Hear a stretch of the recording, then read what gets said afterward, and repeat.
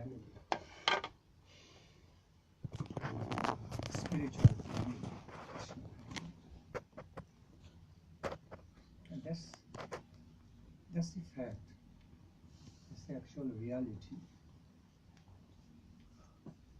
From the plane of the vision of our eternal Sharup, eternal divine self, original divine identity, we are all close relatives, very near and dear, beloved relatives of each other. All we need to simply discover that eternal, beautiful relationship that we share through sadhana, from the plane of soul and super soul. In other words, we need to discover our eternal, divine relationship,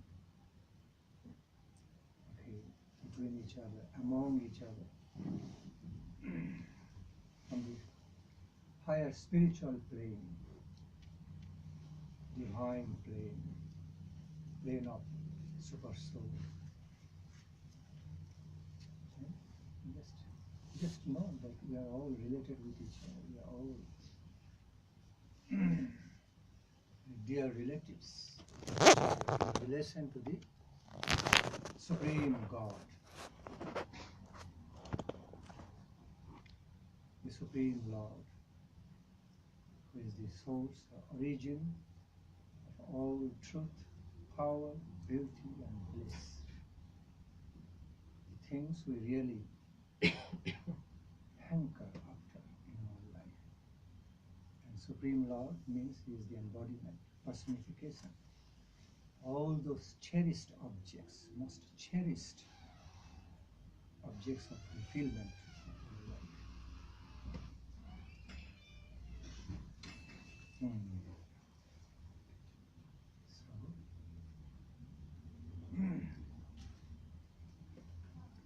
We are all beloved family of Krishna, family members of Krishna. We should feel that way. And that is the reality. While our relationship is discovered from the plane of perfection, plane of divinity, that is the reality. These temporary barriers, mundane limitations will be over, will be gone, and our true Sharupa, original divine self identity will manifest, will be revealed in our life. This is quite possible. It's a reality I'm talking about, not just belief system. It's a reality we can experience.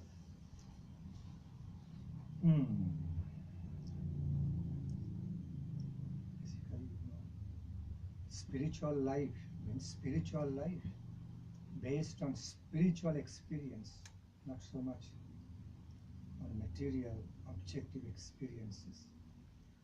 The true spiritual life is actually based on higher spirit, spiritual experience divine.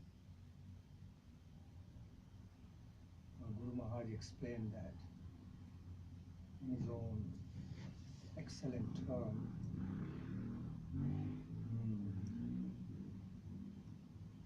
Subjective evolution, world of subjective to super subjective evolution, philosophical term that we understand.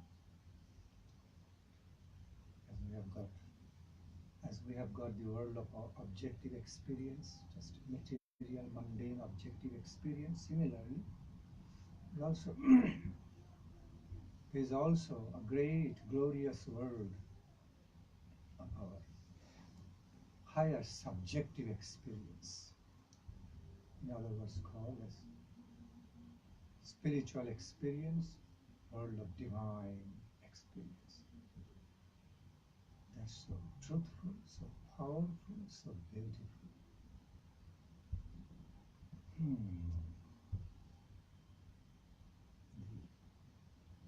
The great lives realized about that world, for divine dimensions of our life divine.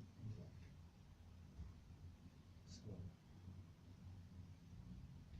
we, the true spiritualists, ideal spiritualists, never follow a blind belief system.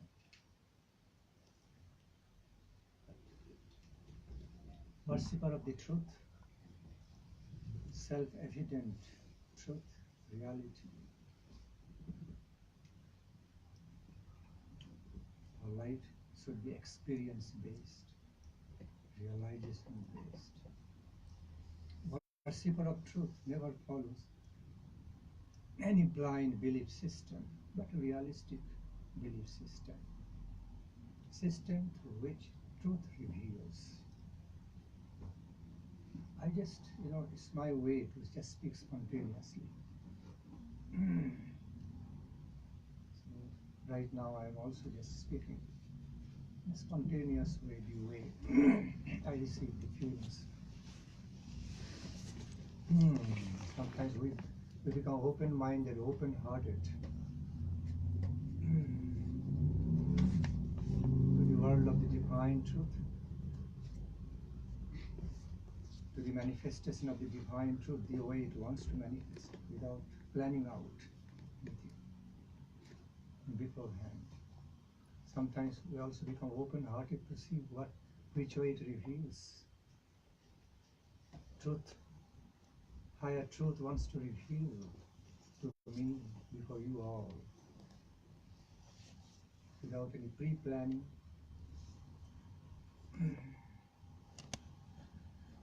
without any presupposed ideas, because we deal with the living realities. From the far it looks like, oh, spiritual world, world of imagination, some belief system. I don't directly understand anything. So many types of faiths and conceptions, conceptualizations. There, different religions present different ways of the spirituality. Sometimes there are some apparent conflicts also. These are all superficial. Superficial experiences or superficial thoughts and feelings. When you go deep into the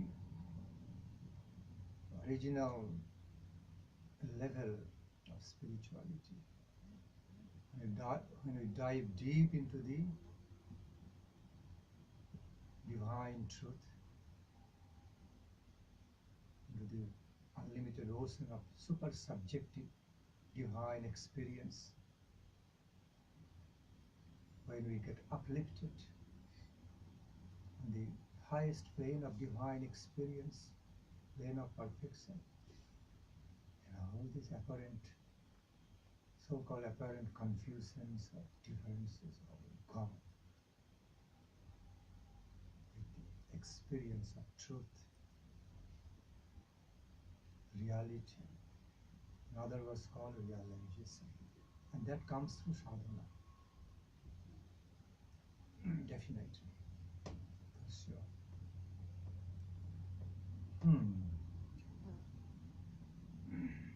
Again, I truly appreciate all the good hearts, good-hearted devotees assembled here now this evening. I truly appreciate Shivananda Das Guruji. His sincerity, spirit of devotion, laudable. Sometimes we also take pleasure to glorify, to speak the glories of good hearts, pure devotees of the Lord. lovers, great lovers of the Supreme Beloved Lord. It is quite possible that we can have eternal divine love relationship with our Supreme Beloved in reciprocation. It's not one way.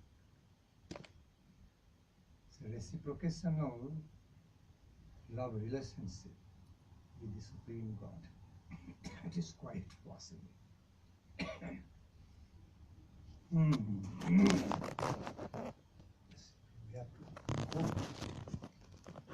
We have to be sincere.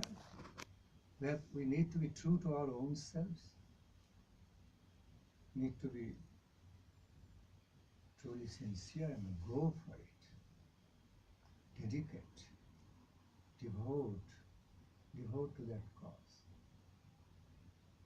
Then one day we can receive the highest goal of fulfillment of highest goal, ambrosial goal of life. It is a reality, self-evident reality. It takes some time sometimes. The special grant of causeless mercy comes from above, from the Supreme Lord. Becomes easy. Becomes easier to receive the highest goal of fulfillment of life divine. If it doesn't come, then we have to move through sadhana. Anyway, at some point, we are helped, we are backed by the special grant, the mercy of the Lord. No doubt about it. When he sees yes, that absolute God, our beloved Lord, sees that we are truly at least trying to devote to Him. Okay, we have not become the devotee yet, but we are sincerely, wholeheartedly trying to be devoted in his or her service, sincerely trying to relate to the divine He, that Him. He helps, He sends His grace, bestows His divine grace, mercy on us, which enables us, qualifies us to go close to Him, to embrace Him, to be absorbed in His eternal divine shelter, nectarian shelter. And by the way, let me tell you all that we are the worshipper of divine He and She, both. Although just it's a lingual way, we have to say He. Every time I have to say He, She. Should be understood that the worshipper of Supreme God and Supreme Goddess, Supreme God Krishna and Supreme Goddess Srimati Radhika. So, the realization, top class realization of the great lives, the great devotees is that the same supreme absolute reality reveals, manifests in both ways, as divine He and divine She. Supreme God, Supreme Goddess.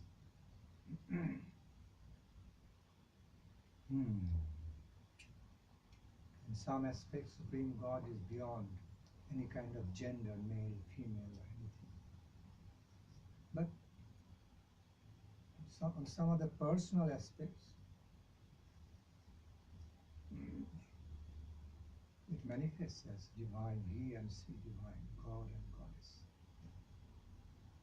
Supreme God manifests in mainly three ways, as described by Shukadev Goswami in Srimad Bhagavatam. Vadanti tat taptavidam staptam yaj jnanamadhyam brahmeti paramatmeti bhagavanti sabdati. The Supreme Divine manifested mainly these three ways as Parama Brahma for the Gyanis. Parama Brahma means all pervading, universal energy, all pervading, universal divine energy, Parama Brahma, all pervading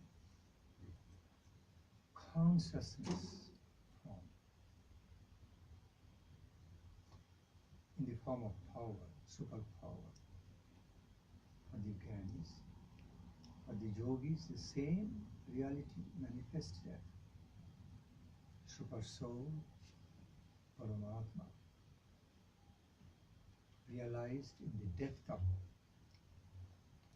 devotional meditation, realized to the profound devotional meditations. And the same absolute reality also manifests, reveals this high, super excellent, divine way as Bhagavan, Supreme Lord of all love, supremely loving Lord, who is also beloved, manifests as Supreme Beloved, with whom we can have so much personal loving relationship in eternity and be engaged in his personal divine devotional service, ecstatic experience of love, ecstatic love service in eternity, highest treasure of all life, super excellent, the super excellent treasure of all life, matchless, priceless, ambrosial treasure of life. What is that? Ecstatic love service to the Supreme Lord. Fulfillment.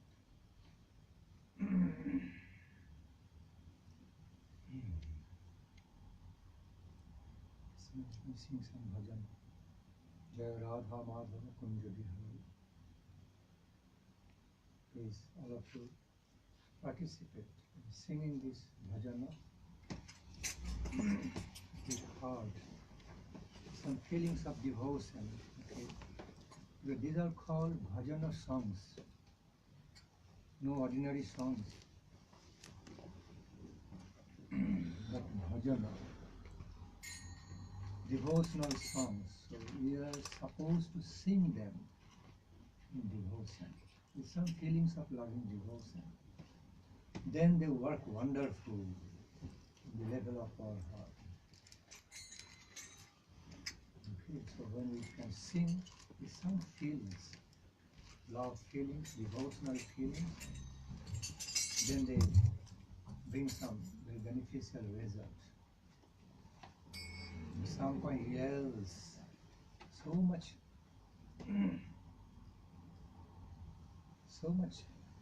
result, positive results, nectarine results in our life. Can I get one cup of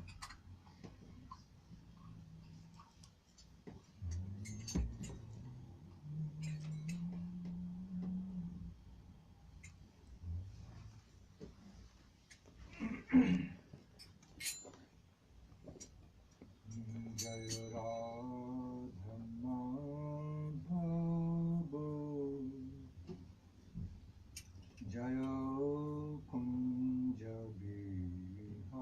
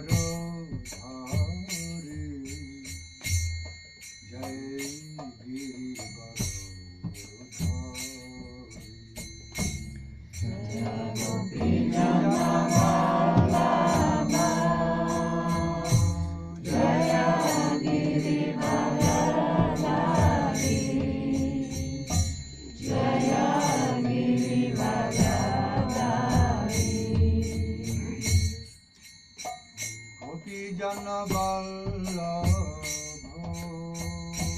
jaya girivara dhari jai girivara dhari jaya gopi jana vallabha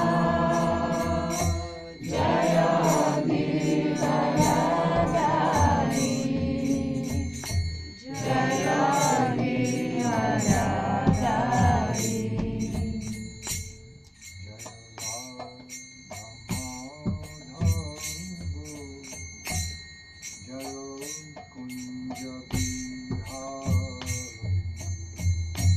jaya Radha Madhava jaya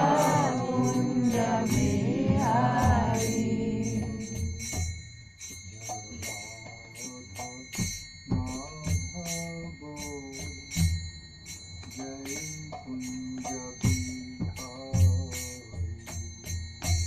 jaya Radha Madhava jaya Kunja Bihari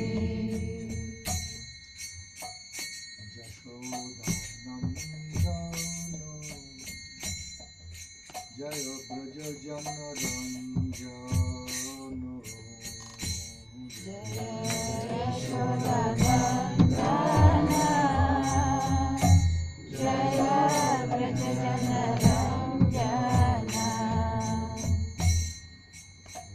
Yashoda Nandano jai Braja Jana Ranjano jaya Braja Jana Ranjano jaya Yashoda Nandana jaya Braja Jana Ranjana jaya Braja Jana Ranjana Yashoda Nandana jaya Braja Jana Ranjana jai Braja Jana Ranjana jaya Yashoda Nandana jaya Braja Jana Ranjana jaya Braja Jana Ranjana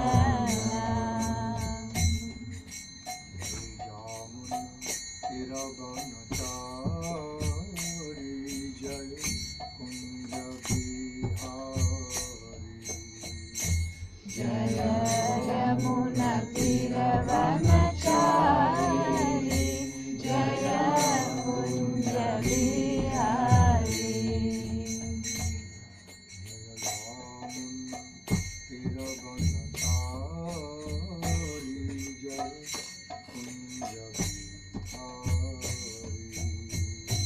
jaya Yamuna Tiravanachari jaya Kunja Bihari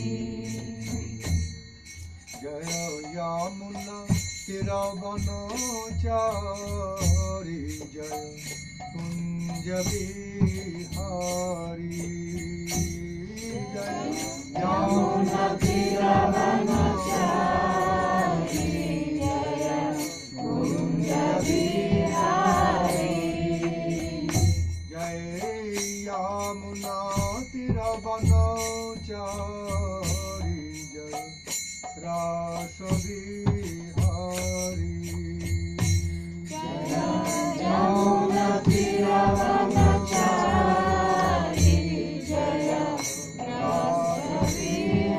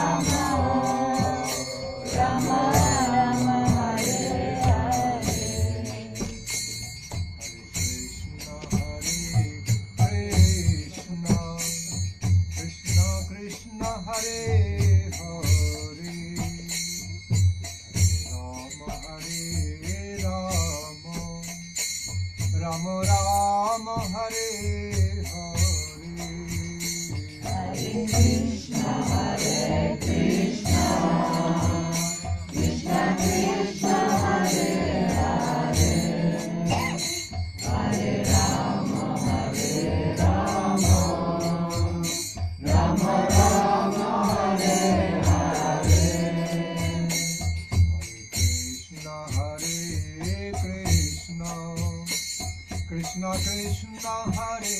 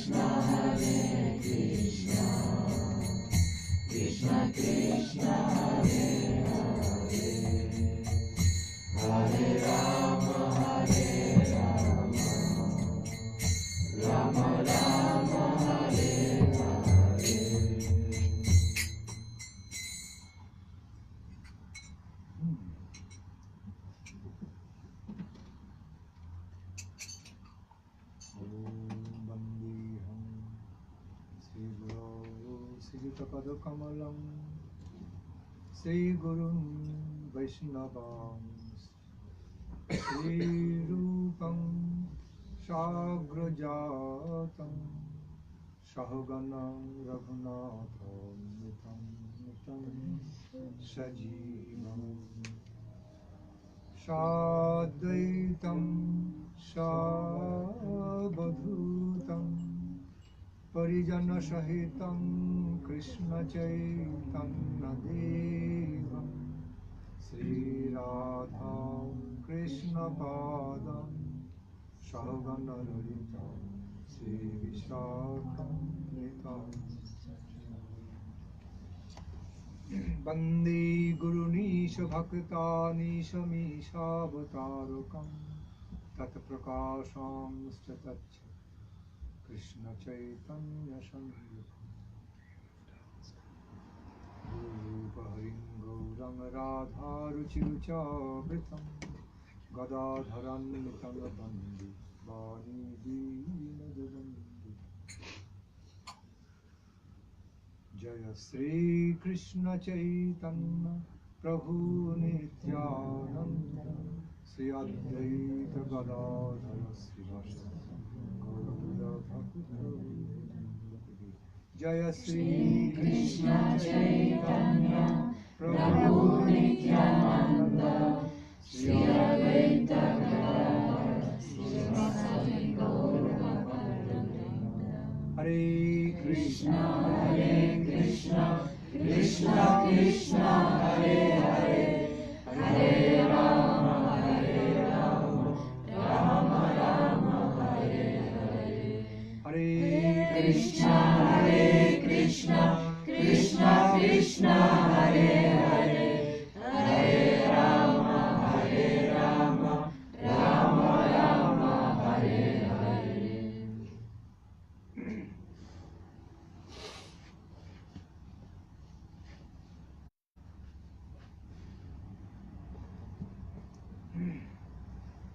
With offering my most respectful obeisances unto the lotus feet of my divine spiritual master, my divine guardian, Gurudev,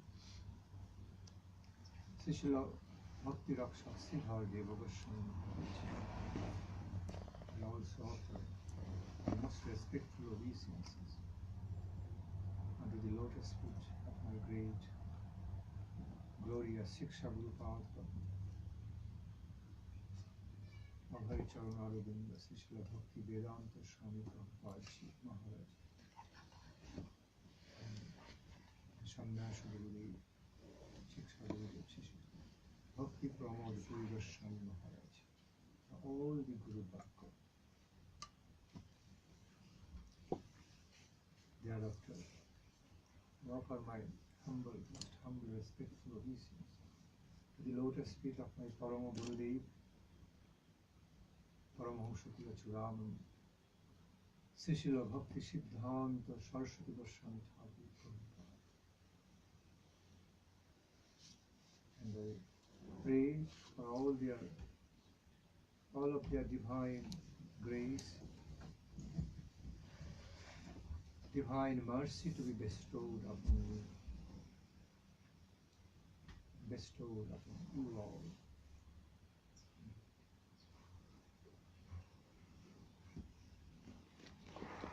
Divine grace, mercy of the pure devotees, exalted devotees of the Lord, the great capital in the world of spiritual life, in the path of spiritual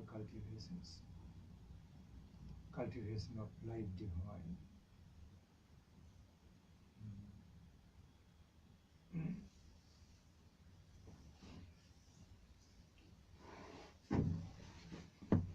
You know the Krishna Katha.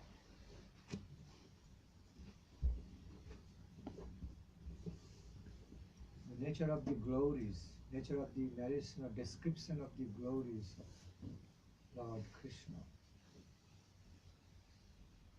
The origin, infinite origin of all eternal truth, immortality, power, beauty and bliss is simply infinite, unlimited. There are innumerable aspects to discuss about. Literally innumerable. Okay. Unlimited numbers of the aspects to discuss about the infinite, supreme infinite, supreme absolute, unlimited character.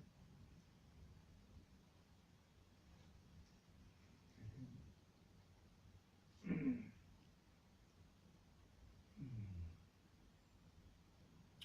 can just go on, spontaneously go on discussing. But with My loving regards to all of you, the good hearts. I would like to invite some queries,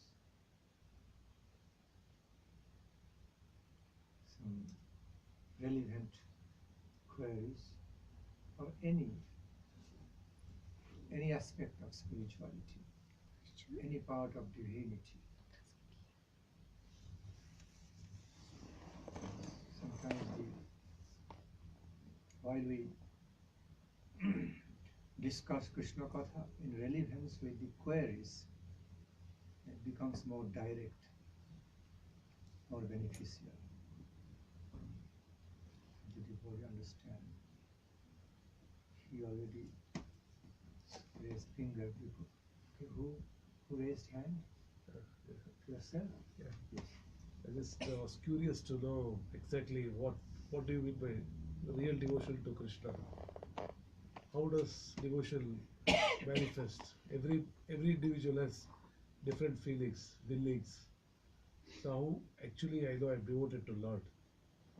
In what sense I come to conclusion that I'm really devoted? What are the factors or parameters where I come to my realization that yes, I'm really devoted, or I'm just falsely showing off, or I, Your question has been very nicely and elaborately answered by the Holy Scriptures, by the realized souls. Let me try to answer in brief. May not be brief.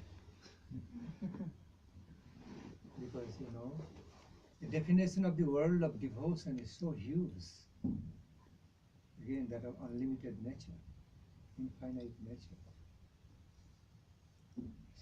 It's a whole world of devotional love, loving devotion to the Supreme Divine, Supreme Absolute, most beautiful, most blissful, most powerful fulfillment, absolute fulfillment of our life. So devotion unto that absolute should also be qualified accordingly. Okay. After all, we are dealing with the Supreme, we are trying to relate, reciprocate with the Supreme Absolute Truth.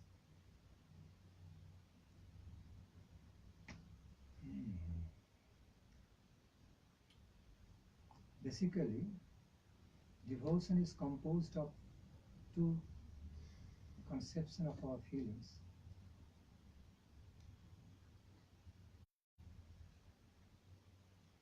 Sacrifice and love. Loving sacrifice. Mode of the feelings, actions of loving sacrifice, loving dedication. That's called devotion.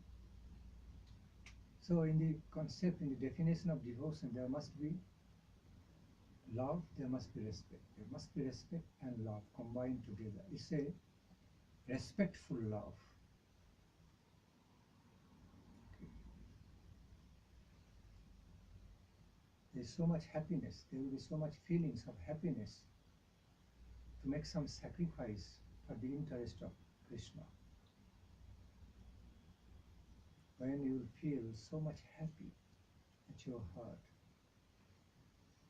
you feel so attracted, so happy, so delighted to dedicate yourself in the service of the Lord, then you know your devotion started.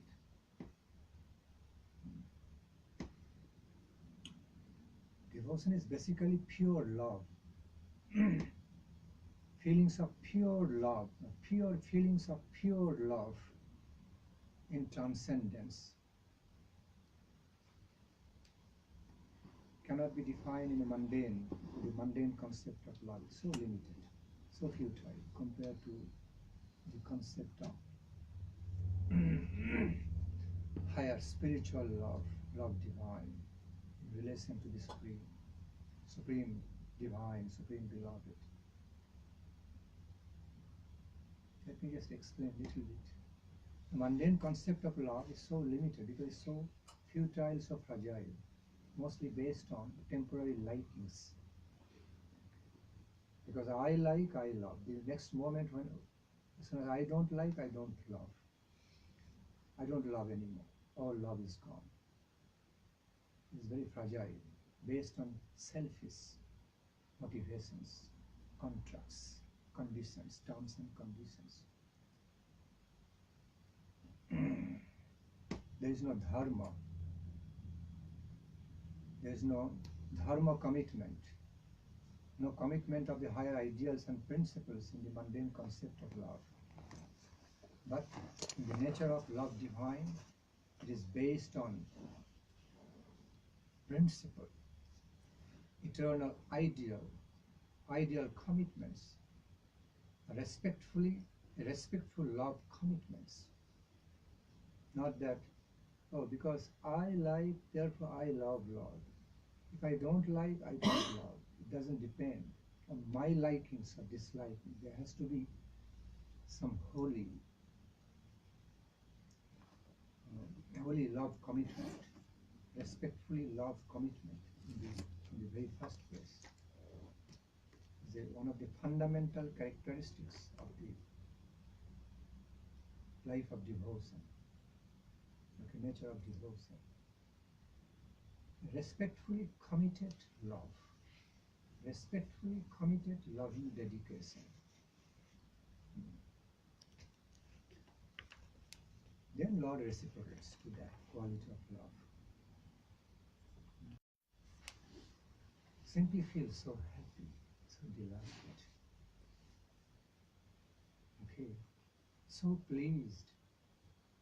In other words, your heart simply becomes full of delight, pleasure, ineffable bliss.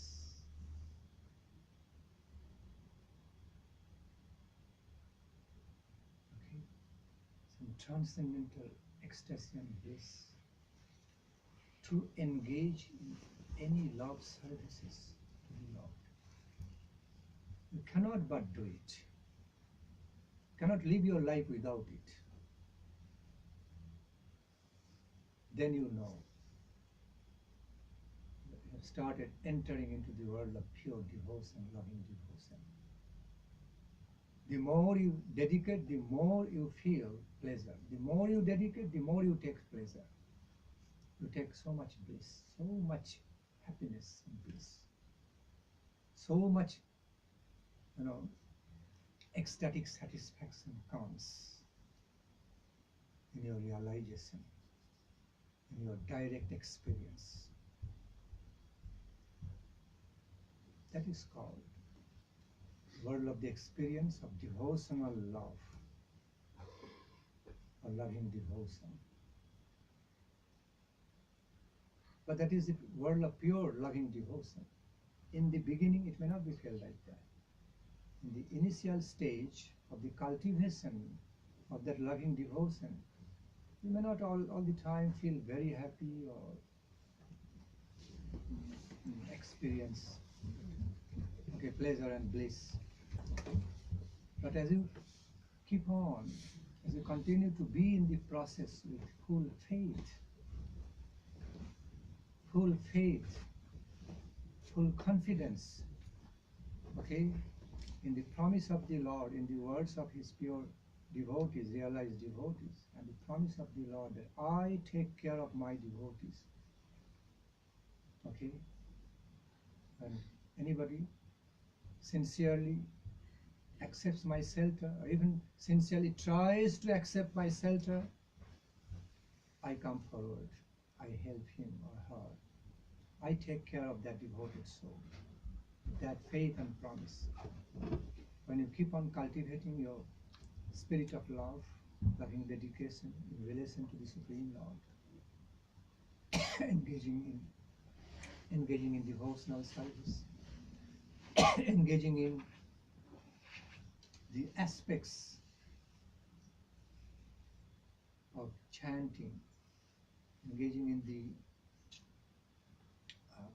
paths of chanting and singing the holy names of the Lord.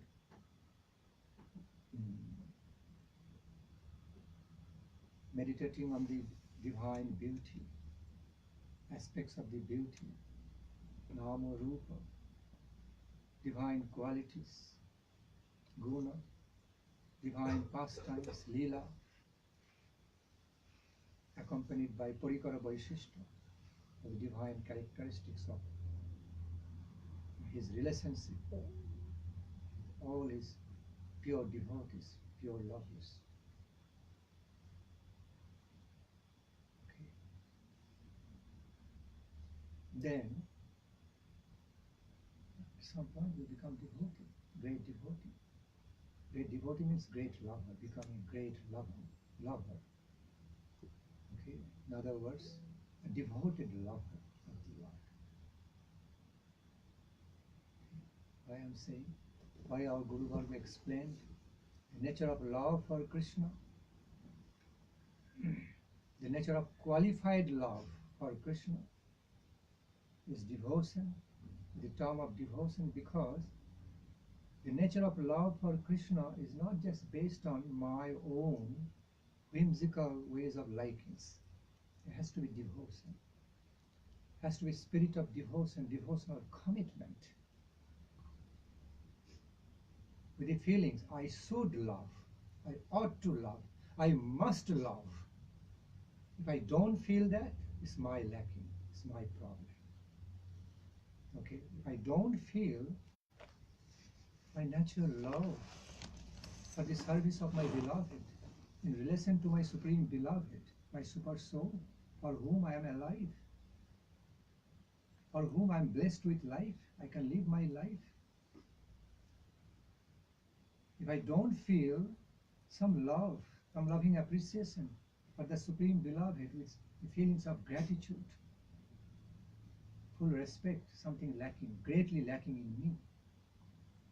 So I have to love, I have to cultivate, discover and cultivate a life of loving devotion in relation to the Supreme. Then what happens as a result? I become supremely gainer. How? Receive the goal, attain the goal of ambrosial fulfillment of life. In eternal ecstatic love relation with the Supreme and love services with the Supreme. Highest goal of fulfillment of life is to be engaged in the eternal, the ecstatic love services of the divine couple, Sri Radha and Krishna. Their combined form Gauranga Mahaprabhu. Okay, and in other words, it is called the ambrosial fulfillment of life. Ambrosial fulfillment of life divine. So back to the point.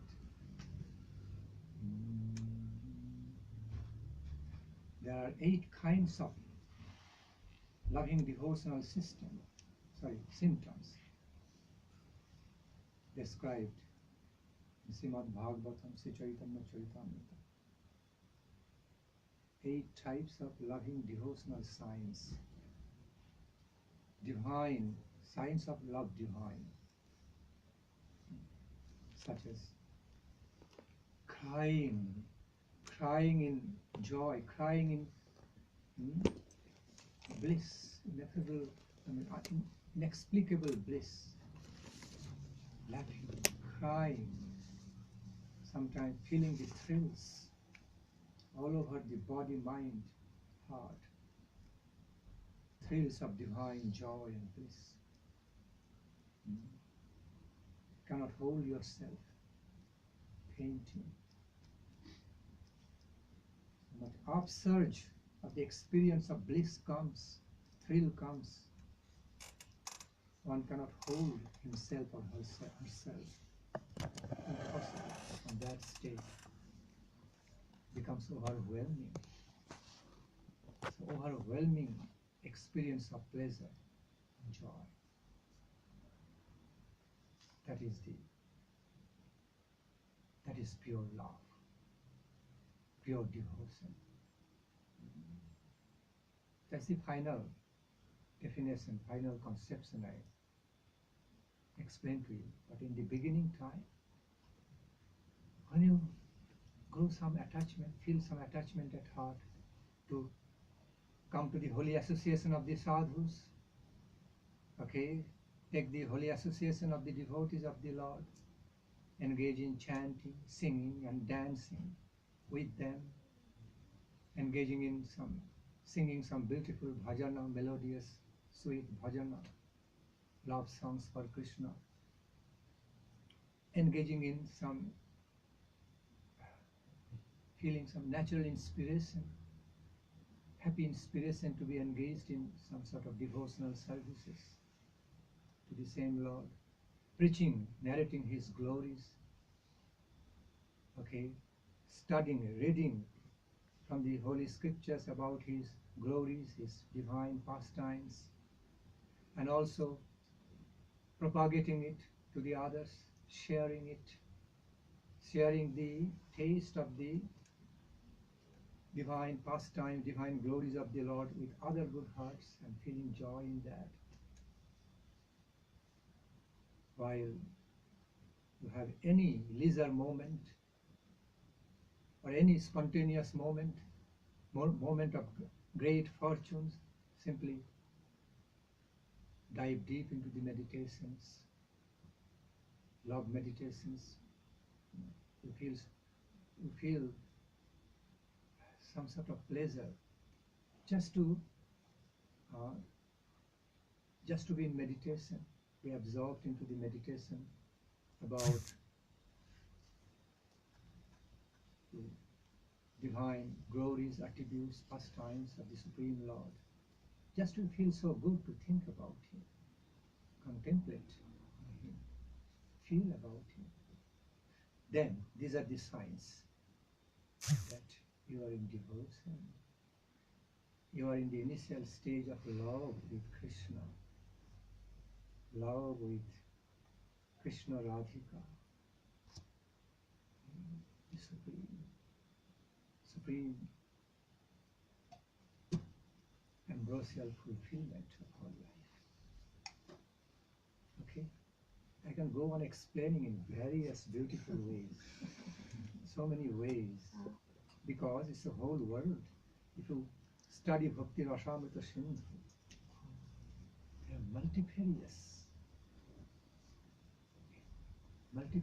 colorful definitions and explanations about love of God,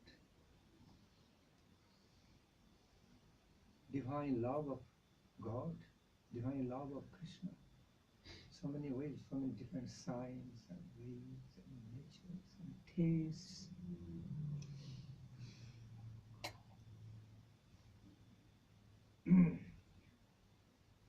Rainbow, rainbow of love divine.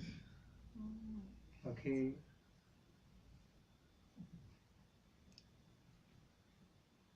to the eternity. A rainbow without beginning and end. Not a limited concept of the rainbow, only seen like this.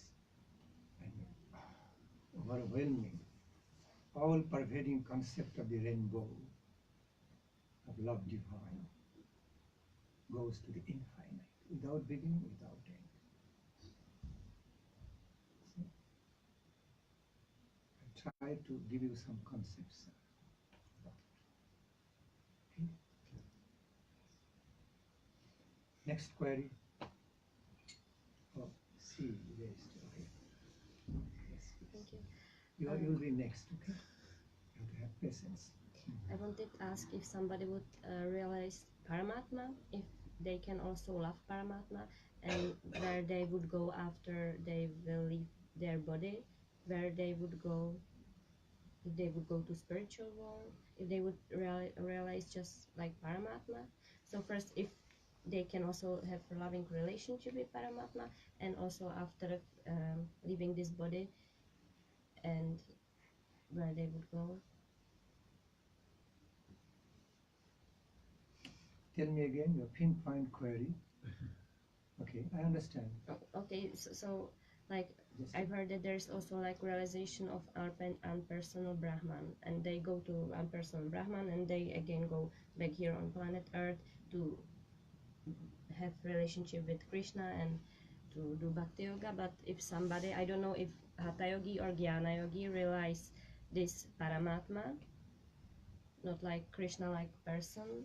So I don't know if it's like the first of all, if it's different to realize Paramatma or like Krishna like person. Sorry.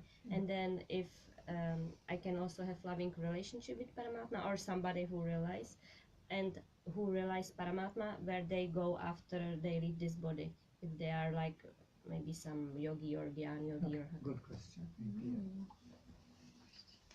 Hmm.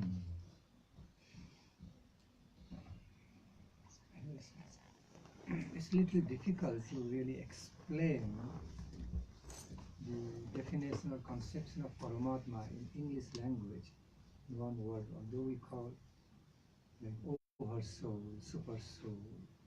Then we have to understand what is the definition of super soul. Okay. Yes, so let me explain again the three aspects of the conception of Supreme God, Supreme Absolute Lord. Brahmeti, Paramatmeti, Bhagavaniti, Sabdati. So now, reflecting on the Paramatma conception of Godhead. In other words, the super soul concept of the Supreme Personality of the Godhead. Now, super soul, first of all, we need to realize what is super soul. What is the basic idea or fundamental idea or conception of the super soul?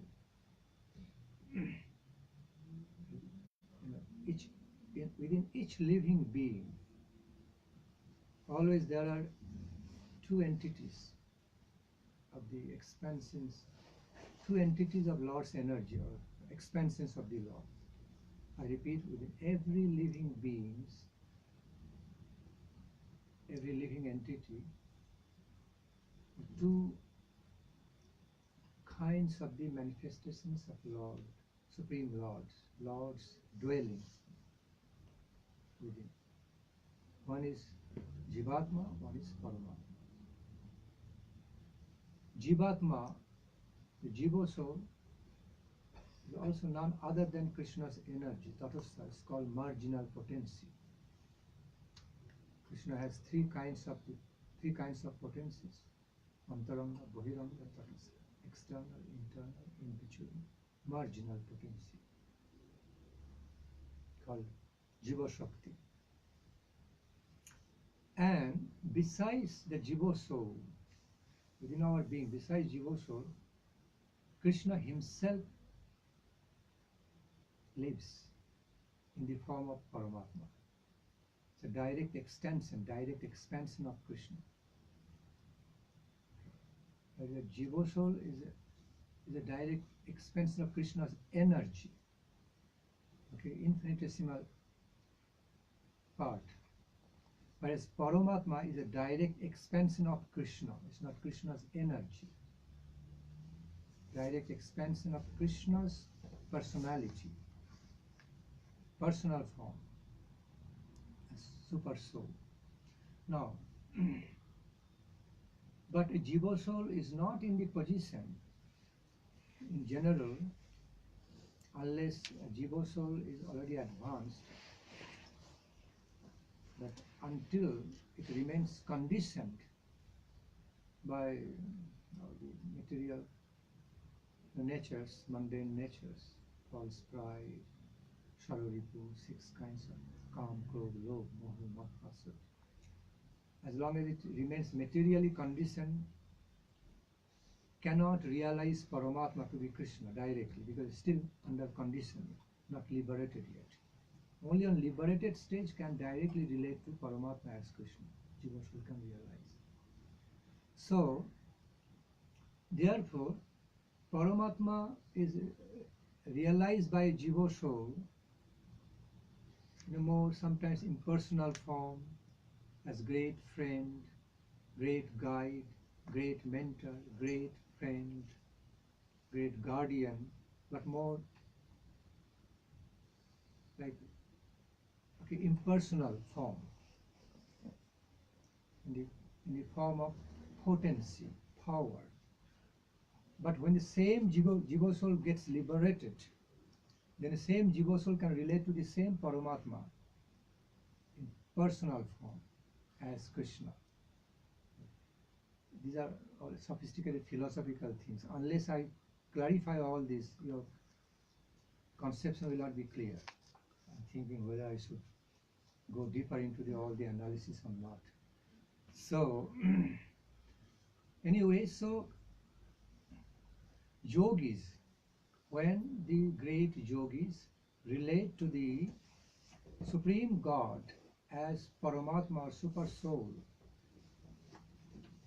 in the depth of their meditation, now I'm touching the point of your query, now I'm directly coming to the point of answering your query. So when the great, I repeat, when the great yogis, starts getting to know about Paramatma,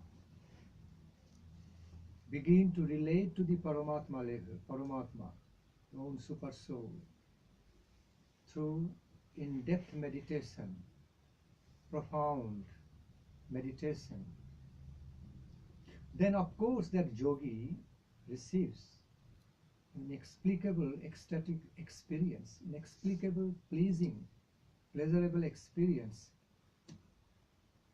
to have that connection. It is very, very pleasurable, very blissful experience. That's the main reason the great yogis never want to come out of the samadhi. Once they are already absorbed into the level of the samadhi. Once they already entered into the state of the samadhi, the experience of that state is so happy, so blissful, ecstatic. They never want to come out of that. Opposite to the experience of some person just sitting in one place. How long one can sit in one place? A few hours, then you will feel like getting up and walking. Legs will be paining and this and that. But in case of a yogi receiving the blissful experience of Paramatma, it's just opposite. He doesn't care of getting up. His legs, knee joints don't pain. He just sits in one asana and continues to be in the meditation for days, months. It is possible. In connection, some divine blissful experience to relate, to simply connect to Paramatma. Now, the nature of that experience of relating to Paramatma can be twofold. One for impersonal, another for could be more personal. And also need to understand, you also need to understand the kind of yogi I'm talking about is not necessarily Mayavadi kind of yogi, but a devotee yogi who not yet engaged in cultivation of the life of devotional, direct devotional service to the Lord, but yet cultivating some tasteful relation, some kind of attractive love relationship with the Supreme Lord in the form of Paramatma,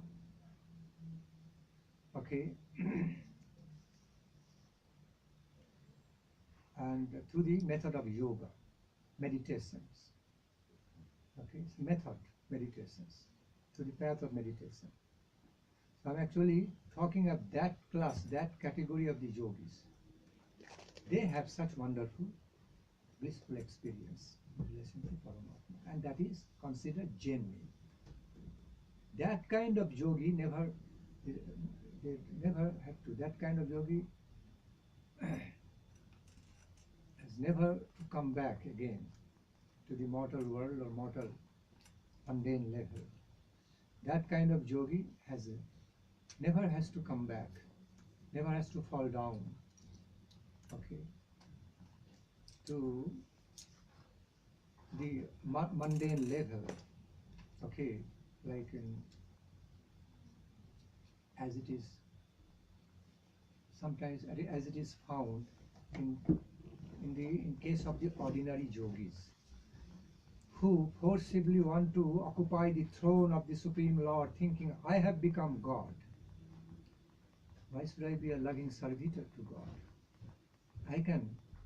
I am Brahma, and no more just a part of God, because as soon as I get mixed up, I get fully united, okay, with God. In other words, I enter into God, I become God. I no more remain as a part, okay, a limited part of God. I become God. I become Brahma. So now I have become God.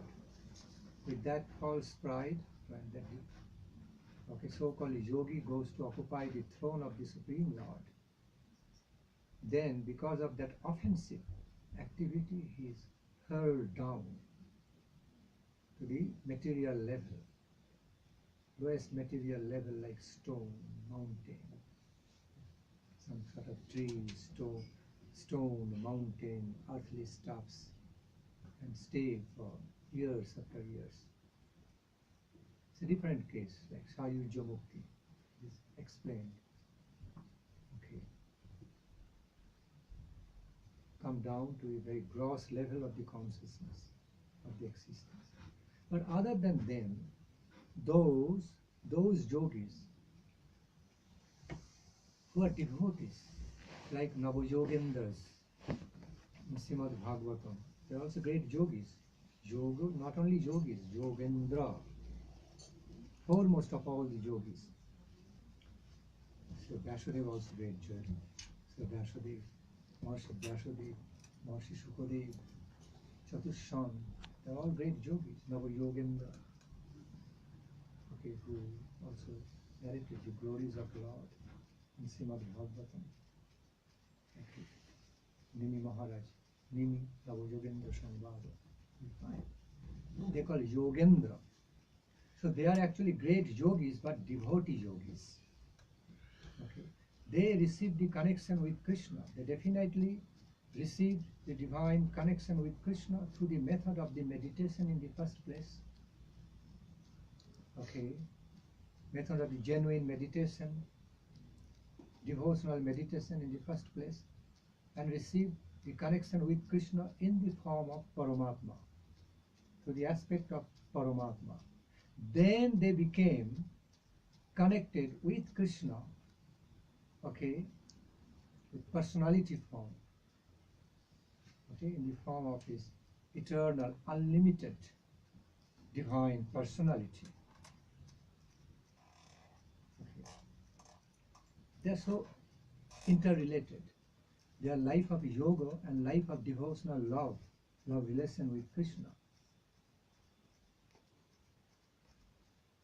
For whom I am talking about? For the great personalities, exalted, devoted personalities like Vyasadeva.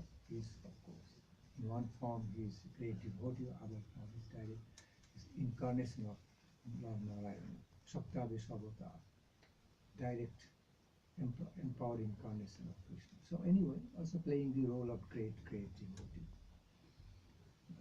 Other forms. After all, is, sometimes it's very mystical. After all, we are talking about mystical, divine world, so it's not all the time flowing in one way. It has various characters at the same time, simultaneously.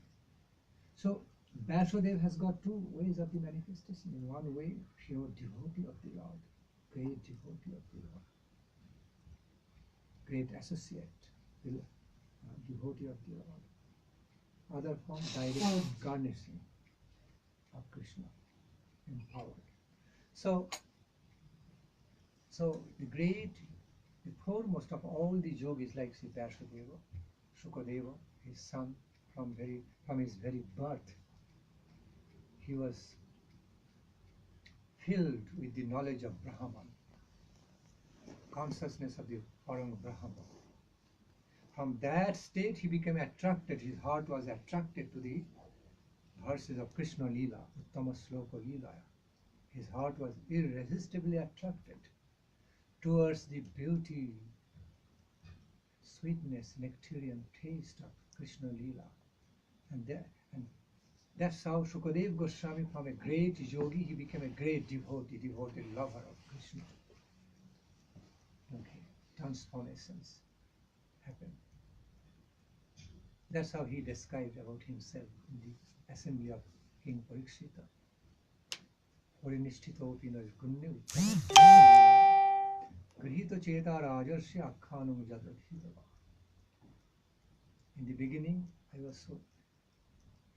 was so well established, I was so deeply immersed, absorbed in some blissful consciousness of the Parama Brahma, Nirgunna, aspect of the Lord, is Parama Brahma, form of the Lord. And from that state of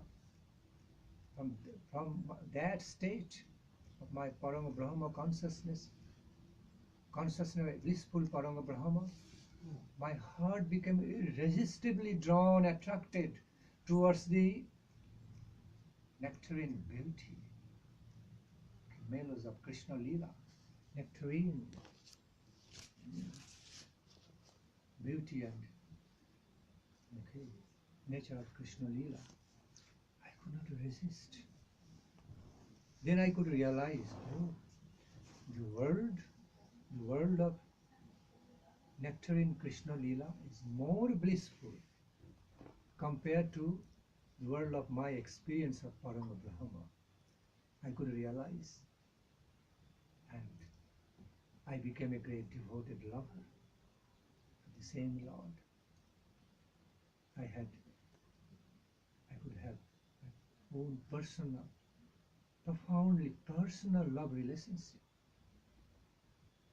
with the same Lord, whom I was already having relationship, a very joyful relationship in the form of Parama Brahma. That was Sukadeva Goswami's experience. So back to the point. Exalted personalities like Srila Vyasadeva, Srila Sukadeva Goswami, Chatusham, who are they? Sanak Sanatan, Sanandan, Sanak Kumar, Chatusham. They also have, and of course Navayogendra, they all have yogic base. Great yogis, but devotee yogis. From that state, they come to relate to the highest world of the ecstatic loving devotion to Radha Krishna. So, back to the point. So they also had very blissful divine experience in relation to the Paramatma. They definitely had a blissful divine relationship with same Lord Krishna in the form of super soul, being united with same Krishna in the form of Paramatma, super soul. That was also beautiful. And then thereafter they related to the same Supreme Lord, more personal love relationship, intensely personal, intense love relationship, which was more blissful, more ecstatic compared to what they had in relation to Krishna in the form of Paramatma. That's how that is described.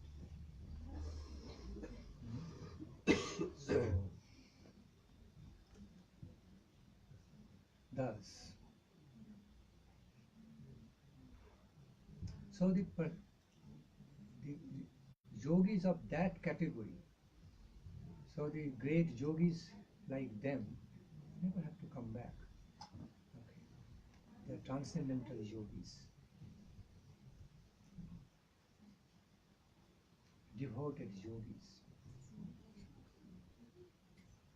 So they had all beautiful and ecstatic experiences of loving union with Krishna in the form of Paramatma.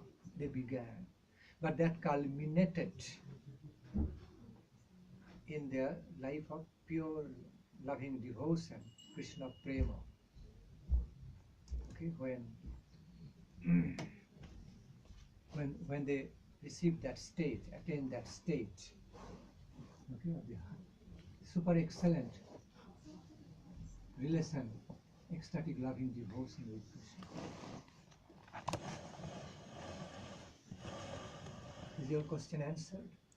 Well, Or some part now still I remains? have like another 100 questions, so maybe later. Okay. So, after the death of the material body, mundane body, those liberated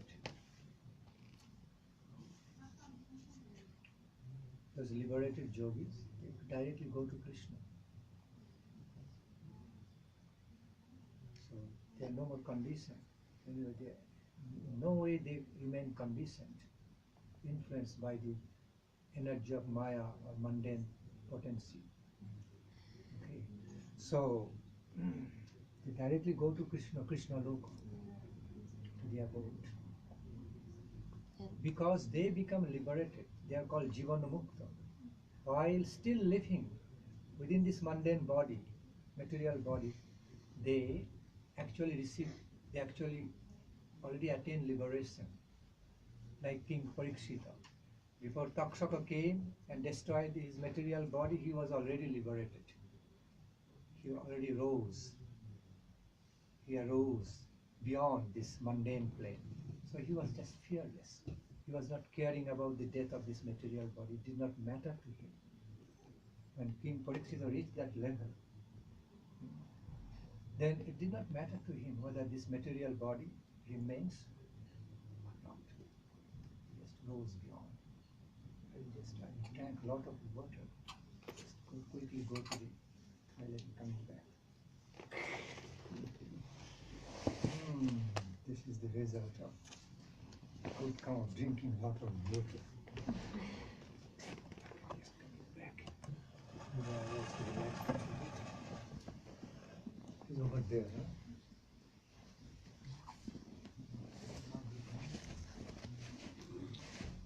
Está arriba, ¿cierto? El baño de él o acá. Ah.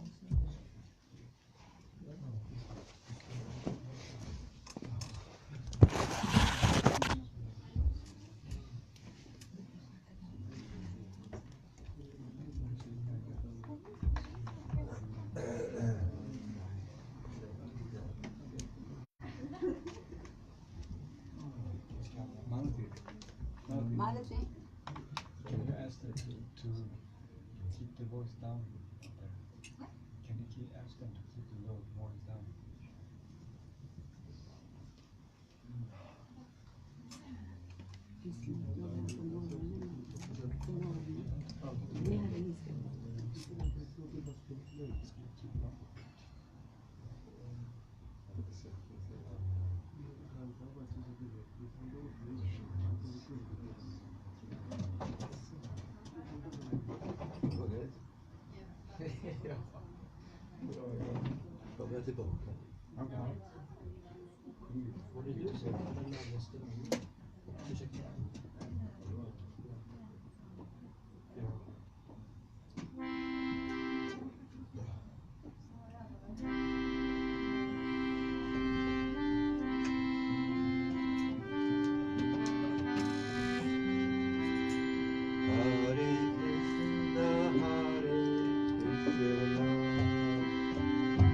Krishna Krishna Hare Hare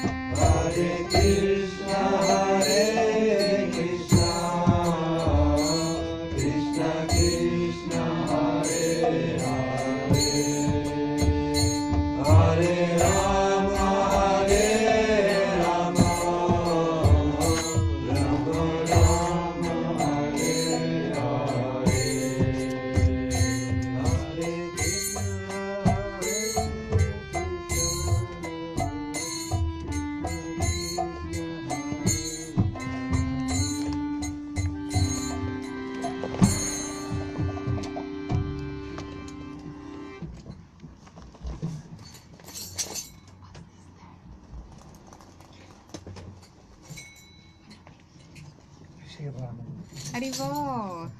Enjoy.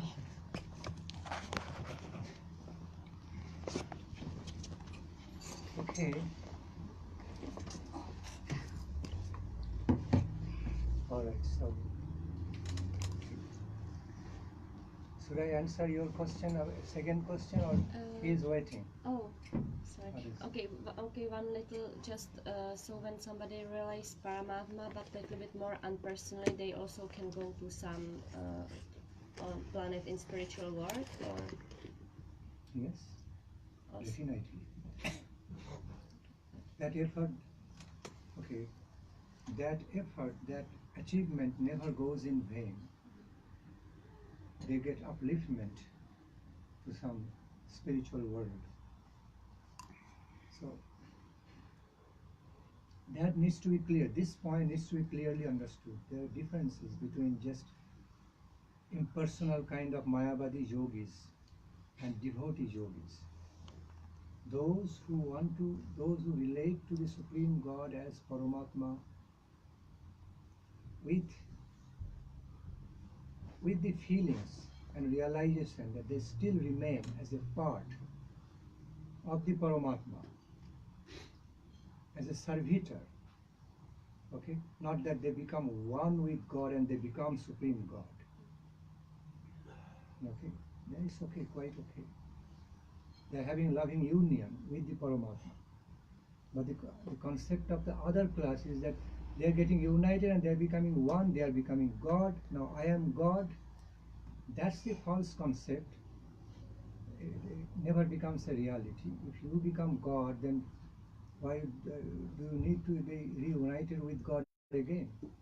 Why so much difference between you and Supreme God? Okay, why you are so limited and God is unlimited? Why you are so vulnerable, Supreme God is not? So it doesn't go. It's not reasonable. They cannot reasonably explain that. Why becoming a part of God, if you are God yourself, if you can become God himself or herself, then why you remain so miserable and so vulnerable, so conditioned, so little, so small, okay, deluded, some ordinary living being before you did some sadhana, just some mundane entity. God is not that. What is the conception of God, definition of God? Just opposite to that.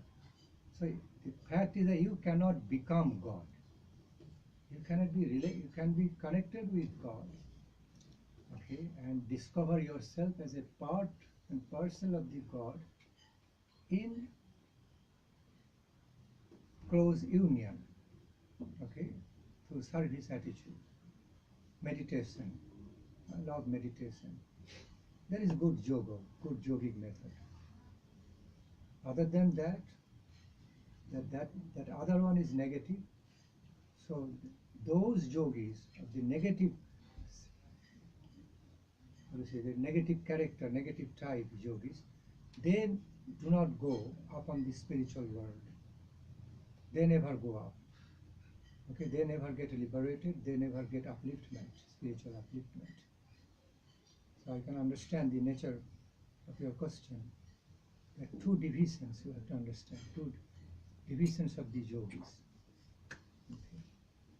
Cannot mix them together. Okay. So Who was the next? it was him, but I have a follow-up question. Just Okay. what? Sorry, what? Why is it that, for example, if I understood it, those yogis they might follow the same system or way of meditation? How come that some actually turn to bhaktas and some turn to the more impersonal aspects? What is it? That, why do they, how do you say, diverge? Or what is it? You know, if they follow the same path, how do they fall to different categories? It happens according to the inner notion, the inner motivations. Because some of them also, they want to become God. They want to take the full pride and credit of becoming God. So they have this in mind, in the mind actually, setup. in the mind set up already It's kind- before. Yes, beforehand. It's a misuse. It is considered misuse of their free will. Every jiva soul is born and brought up endowed with free will. That is sanctioned by Krishna. Everyone is born with, every jiva soul is actually endowed with free will from the very beginning. So because it's a free will, therefore there are always scopes, there are always options and scopes are, that can be, it may be misused, may be properly used. Can be misused, can be appropriately used. So that notion always there. Difficult to say. Because, you know, we have to go through the sophisticated laws of karma and sophisticated, we have to go through sophisticated analysis about laws of karmas, everybody's constitutional taste and motivation, nature, why it happens. It's a huge internet, you know, huge network, very, very sophisticated. So we cannot always explain, analyze in through common principles, because individual, with every common principle, every aspect of the common principles of the analysis, the individual principle, individual ways also involved with. Some part individual, some part common. So judgment cannot be just general judgment. We cannot draw any general judgment of the reality. Something in common, something in particular, according to individual notion and motivations, by either misusing or properly using, proper use of the free will. That's how it happens. Because there is always role of the, because there is always the play of the role of the free will. Therefore, we cannot make Krishna responsible for it. He has already given us free will. Free will means free will. If Krishna all the time interferes, he controls, then it cannot be defined as free will. It is controlled, preconditioned. So once the jiva souls are endowed with free will, Krishna doesn't want to interfere. Now you choose. Okay. It's like there are a lot of analysis about. It's like a baby. Although baby coming out of a parent, the baby is individual. Although somewhat guided and okay, as long as baby remains under the guardianship of the parents, okay. But a baby also has freedom to choose. Therefore, it falls down, cries, learns through the lessons. It happens in the life of a baby also. And sometimes parents also see, parents listen, sometimes prohibit the child, don't do it, don't do it. Still they do. And they go through, they learn the lesson. And parents also allow them to learn the lesson, otherwise they will never learn. They can never have comparative study, comparative lessons in life of pains and pleasure, what is good, what is bad, what is okay, what is not okay. So, all these aspects are involved. So that is the main reason. Some background motivation. Some yogi class, directly, they are, from the very beginning of their meditation, they are more motivated to become God directly. Instead of being a loving servitor of God, they want to become God himself or herself. They want to occupy the throne of the God. Okay, they think, although I am a part and parcel, once I am united with God, I become God. But it doesn't happen in reality like that. Suppose you take out some water from the ocean. When you take out some water, like drop of water from the ocean, when it is separated, it's just a drop. It's no more ocean.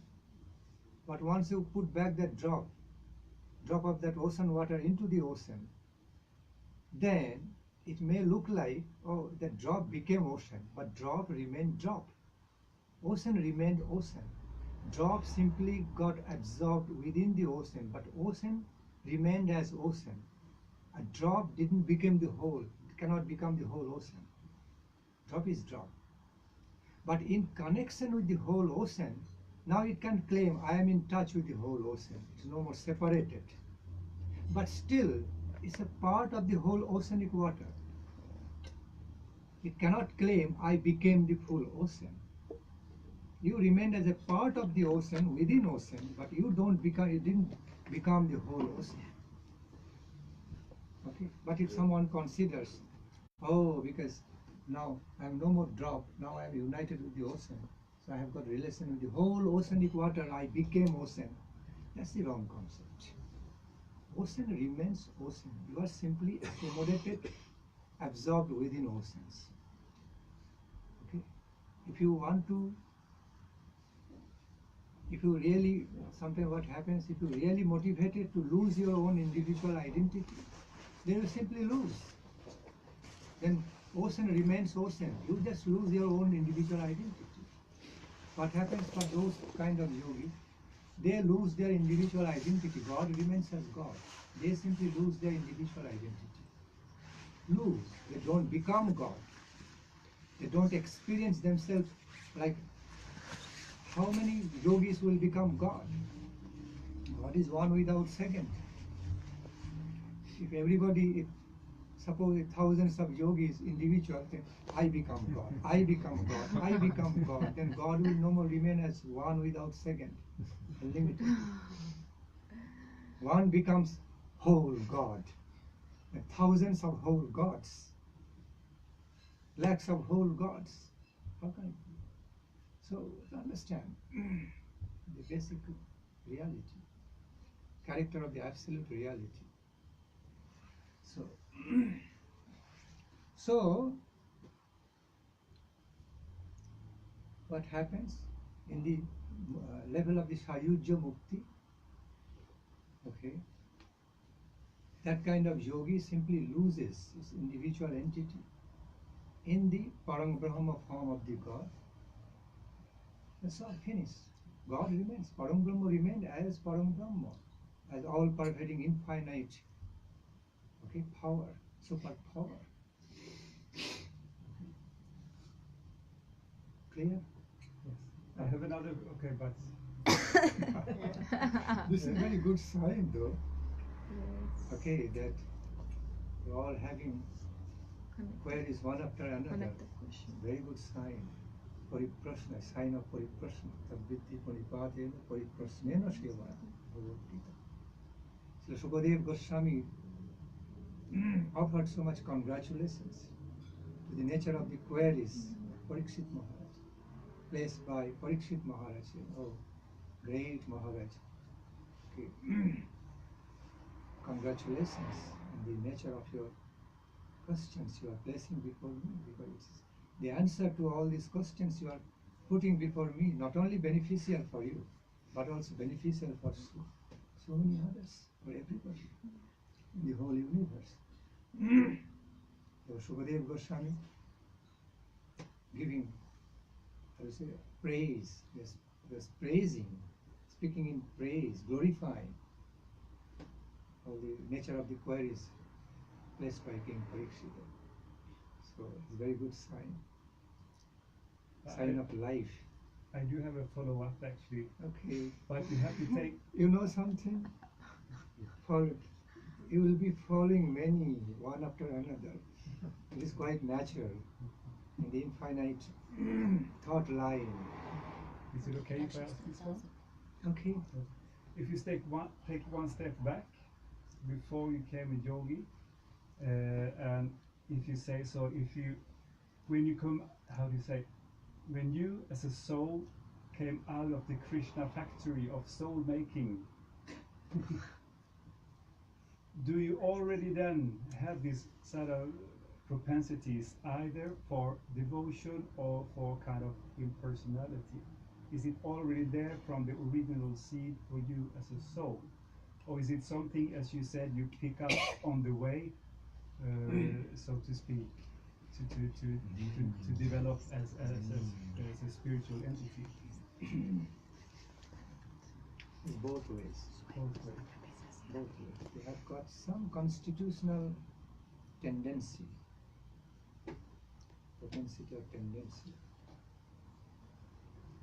And the other, they also have the part of the being influenced by the energy of Maya. Both. The pinpoint query question is how their free will gets affected, how their free will becomes influenced to make a choice. But this way, that way.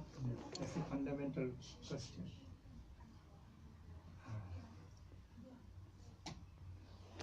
Some part, the answer to that is some part of the root cause is in their constitution, their constitutional tendency, whereas the other portion being influenced, okay, notion to be influenced also by Mahamaya energy. That's all. Why it happens, how it happens, exactly which way, it is very too sophisticated, complicated to explain. Too sophisticated. Okay. Also, there is functions of divine interventions also. Interventions of the mercy and sweet will of the Lord and pure devotees may come as a special grant of mercies, like special relief program also may come. There's also other factor. So many aspects are involved. A big play is going on all over. Big play.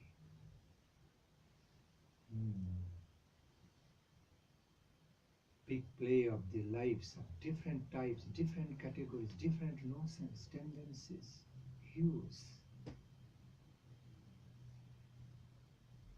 Ananta Koti Brahmanda. Hues. Infinite play going on all over the infinite. All over the universe that are infinite nature, universal creation.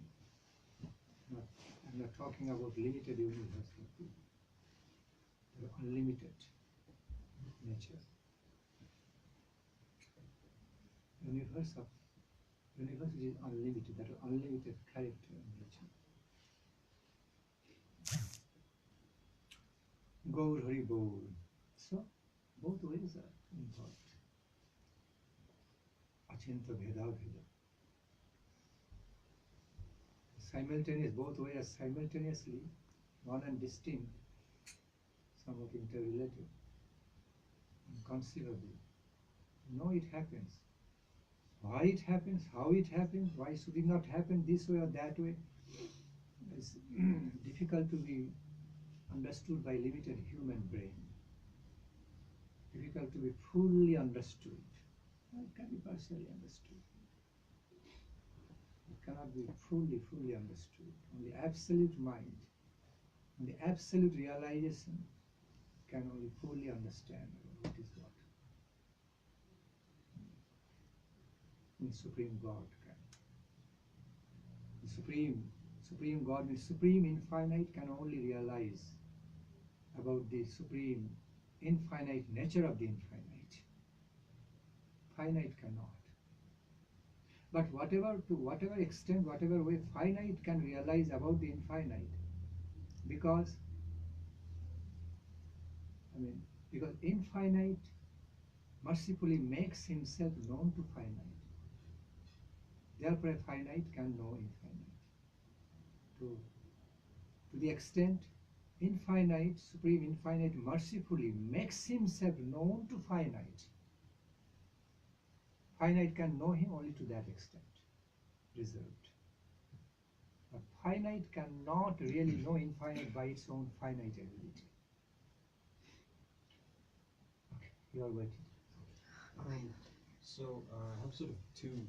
One is a philosophical question. The second is just general advice. Okay. So the first one in the, I'd rather not be on camera. In the Achinta Veda Veda philosophy of Gaudiya Vaishnavism, I understand that it's thought that God's form is Krishna, that's the supreme form. But I don't really understand if God is infinite and unlimited, surely the very nature of form is to be limited. I mean, this is my hand, and I know it's my hand because it's not my leg. It's limited right there. So how is a form unlimited? What I have just said before, inconceivable. Form can be of unlimited nature, not limited form. We are not talking about limited form. The form in transcendence. Form, in other words, the transcendental conception of the form can be of unlimited nature, therefore it is called form in transcendence. The limited forms are not called transcendental. Okay, it's not transcending anything, it's just mundane. It's understood. It is within mundane concept. Transcendental means transcendental. Transcending. Okay. Okay, I try to give you some relatively absolute examples to explain this.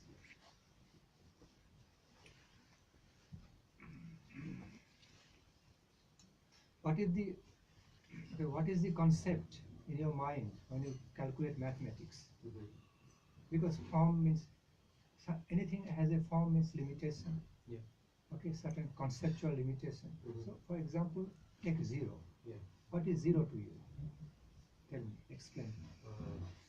In my head, 0 is the absence of any value. The absence of a number. It means not having. To not have. I can't put it any more sophisticatedly than that. I haven't thought too much about it. Okay. That's only one aspect of the conception of 0. Okay. Other aspect is it is complete neutrality, a state of neutrality between plus and minus. Okay. Yeah. So 0 doesn't necessarily mean only negative, only minus. Yeah. Okay. It's a marginal state between plus and minus. where plus minus begins from. Yeah. So if the plus coming out of 0, minus on the other hand, so in one hand, so in the algebra calculation, 0 in the middle, on one side plus emanating, the other side minus emanating. So Yeah. plus emerging from one side minus emerging. So 0 is considered to be the sum total of the both concepts, plus and minus. Yeah. Okay. How much plus and how much minus within that 0? Tell me. Infinite. They cancel each other out. So now you can reach infinite within formal concept of a 0. Understand? 0 is not a 0 because it is 0 can also represent fullness, because that is the origin, that is the root of plus and minus both. When you are having the calculation in the minus stream, Yeah. you are still calculating. It means you have got something. Something you are still calculating. It's not totally minus. When things become totally minusly minus, you cannot even think, you cannot even conceive. Suppose light is gone from this room, total darkness. So darkness means it's the absence of light, but it's not absence of experience. I have got light within, light of consciousness, therefore I can experience the darkness. But in the state of total unconscious, how to say, in the total unconscious stage, in the state of total fainting, absence of consciousness, you have no feeling. You have neither of the feeling, nor light nor darkness, nothing. Okay, the zeroli, zero in a negative concept, or in negative concept of 0. So I am seeing the darkness. Darkness is apparently negative, minus.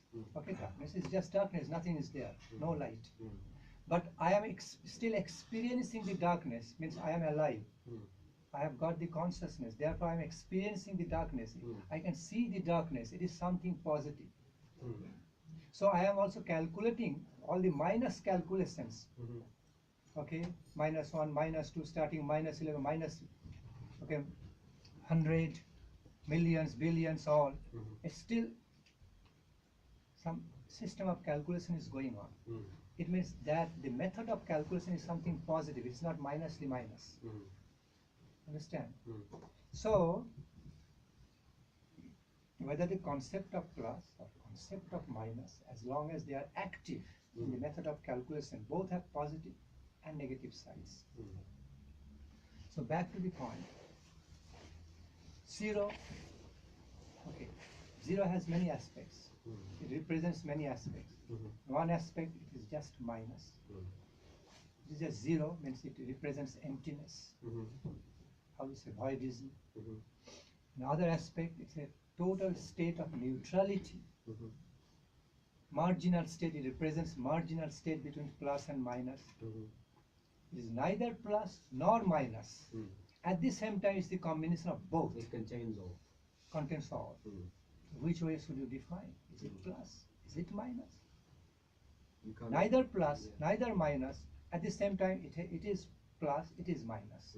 Combination, unification of both is found. Okay. So, back to the point.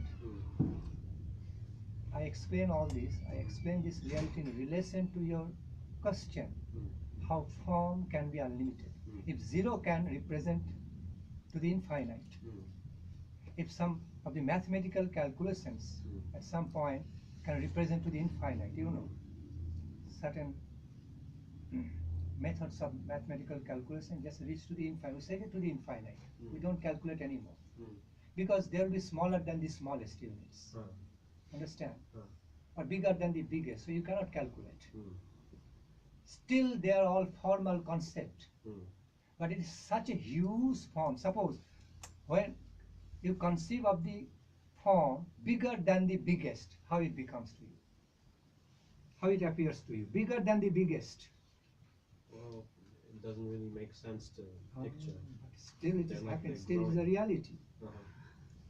Smaller than the smallest. Same. Tell me.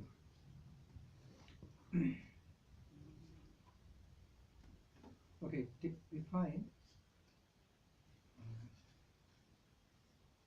Okay, in our knowledge, you can see 1 second. A second can be divided into 100. Yeah.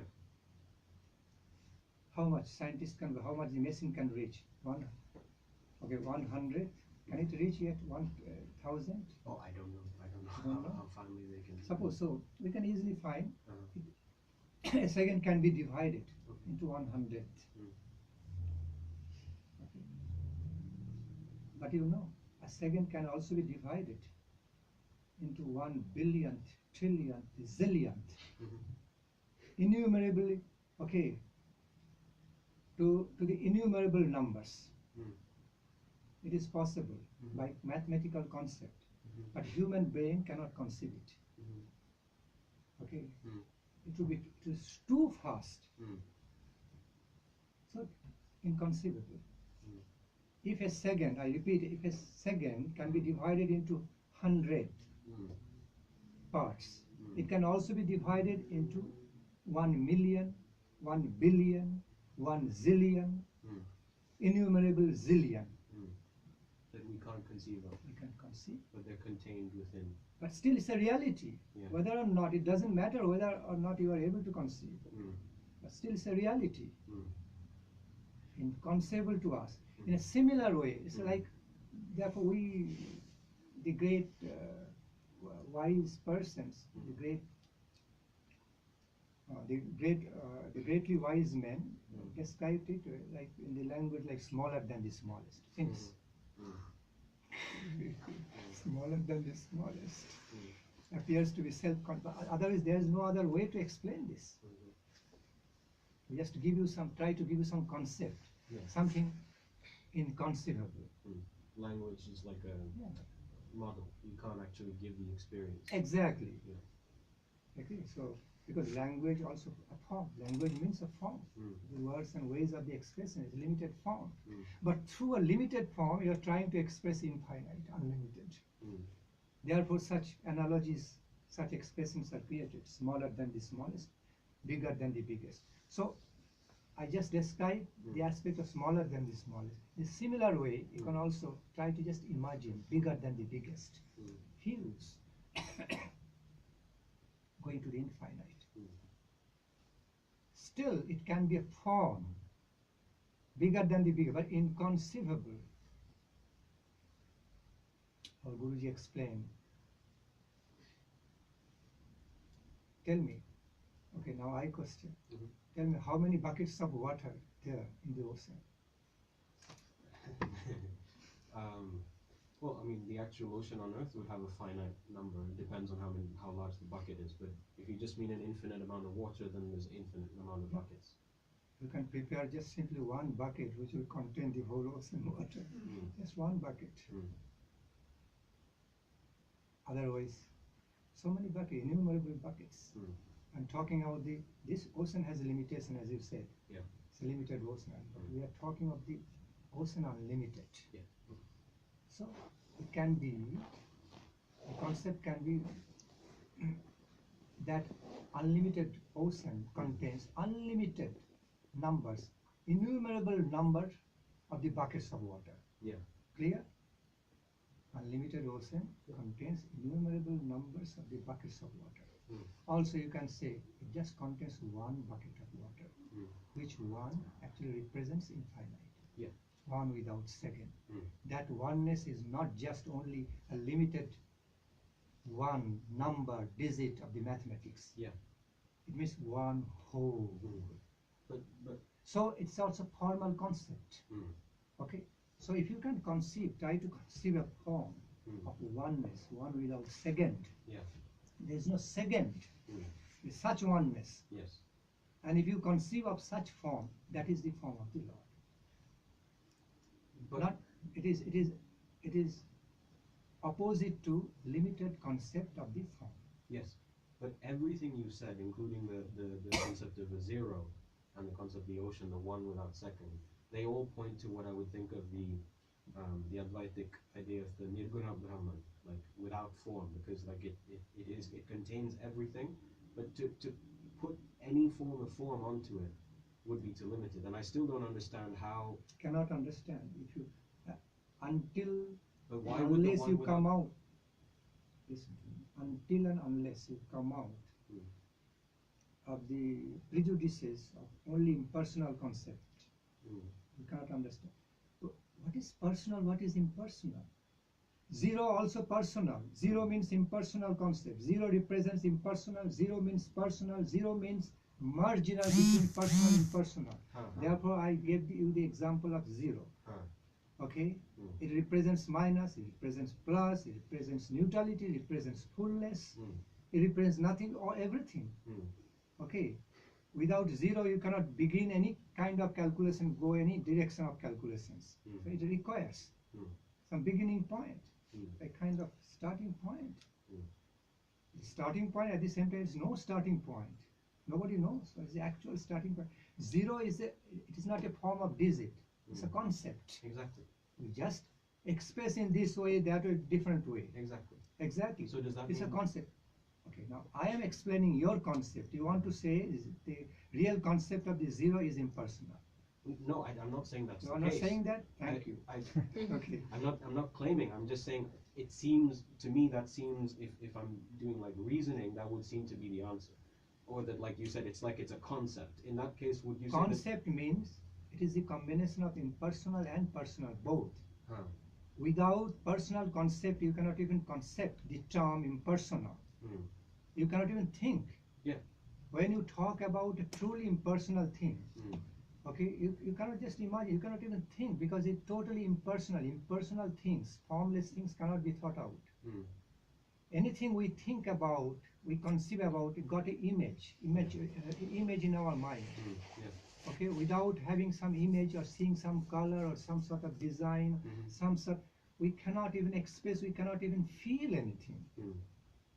So wherever the functions of feeling, thinking, willing, wherever the functions of feelings and realizations coming, there has to be personal ways. Something totally, absolutely impersonal can never be conceived, can never be subject or object of realization in any manner. Because as soon as it becomes the subject of realization, you are realizing, experiencing something. Yeah. It's personal then. Personal there. Yeah. So both are together. Therefore, Supreme God also described in these three ways by the realized soul. Sukadev is not ordinary person. Sukadev Goswami is the son of Vasudev, spiritual. From the very beginning, he was well established in Brahma Jnana. Impersonal Brahma Jnana, you may call. But later on, he realized the same Brahma Jnana in a personal way, in the form of Krishna Leela. Same Sukadev Goswami, great yogi, from the very beginning. Understand? The impersonalist yogis become fully attracted to the personal concept of the God. Understand this? So, absolute, the conception of the absolute truth is the combination of personal as well as impersonal as well as neutral aspects. Yeah. All three together. You Yeah. cannot describe in one way. Then we limit the infinite. Okay? Again, it's not describable. But somehow or other we are discussing, so we have to just express. Okay? No matter how much we express about the absolute truth, it remains beyond. Yeah. So much more remains beyond. We only can have some idea, give some idea, have some idea towards. Okay. So again, back to the point. So you cannot deny form. If you deny form, you deny your own existence. You deny your own existence of realization, of Of course. I mean, experience. So this is it. but why? It's not just impersonal. You just said conception of the ocean we talked about impersonal. It cannot be. If it is truly impersonal, you cannot talk about, you cannot realize about, you cannot say anything about. Okay? No feeling. If there is no feeling, no consciousness, what remains in life? Nothing remains. Well, no, exactly. That's why they say you So- can't realize, you can't attain, you can't conceive of the impersonal using the mind. There's nothing Therefore, to, Mahaprabhu said. there's nothing to get. There's a it's like, Therefore, Lord Chaitanya said mm, in culmination, mhm, okay, in culmination of Siddhanta, he said, he clearly explained, his nature is simultaneously one and distinct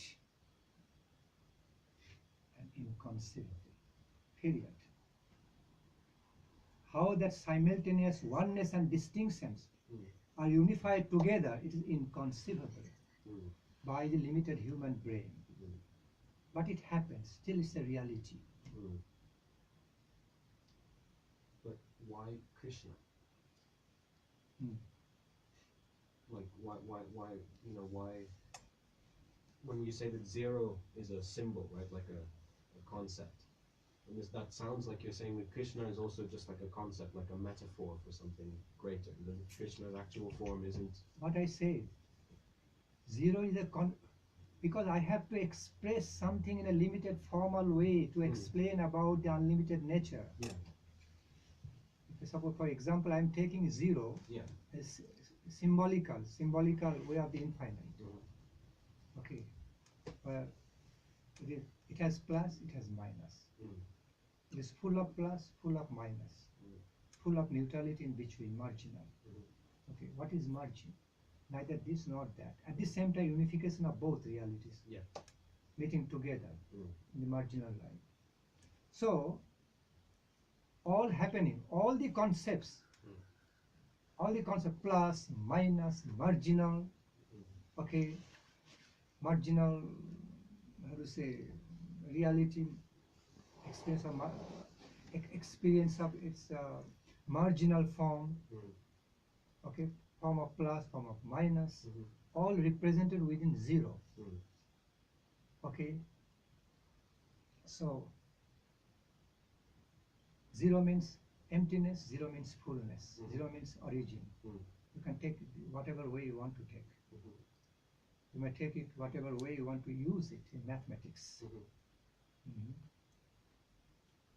So, that's what I was expressing to you.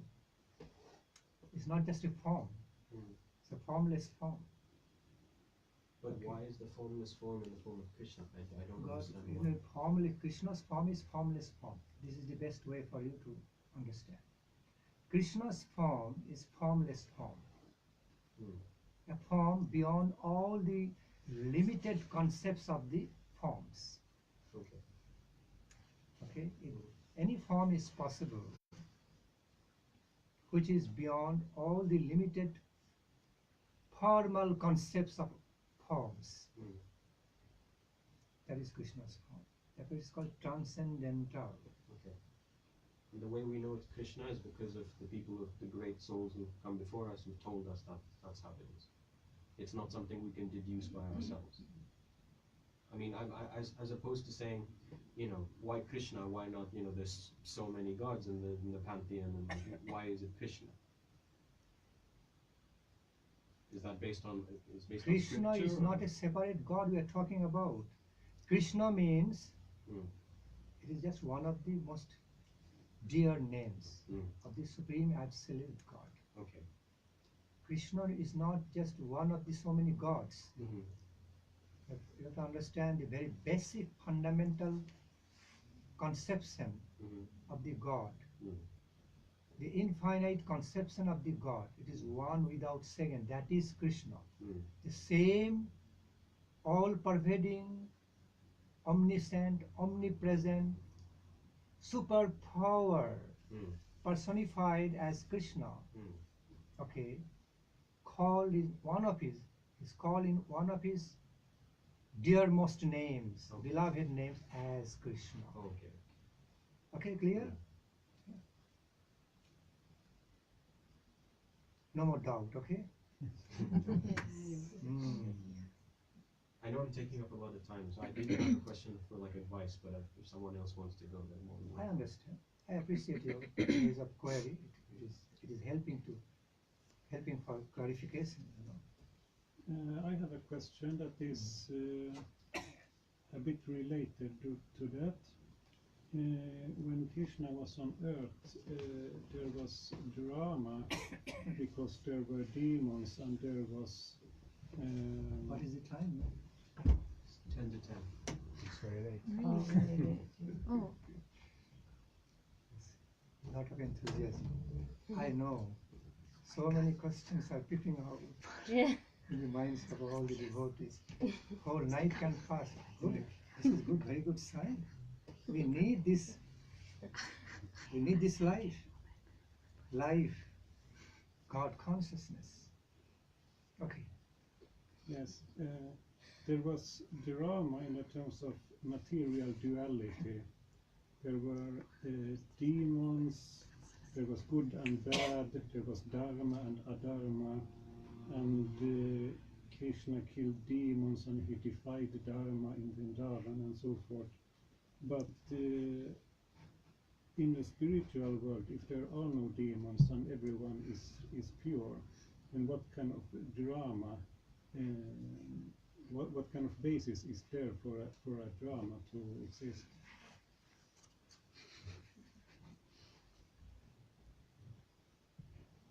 Say again.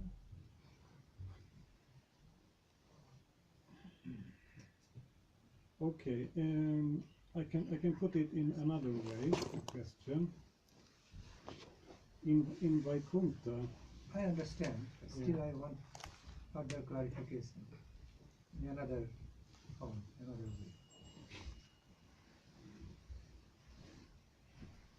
Well, I could ask it like this: why does Narayan carry a chakra in Vaikuntha?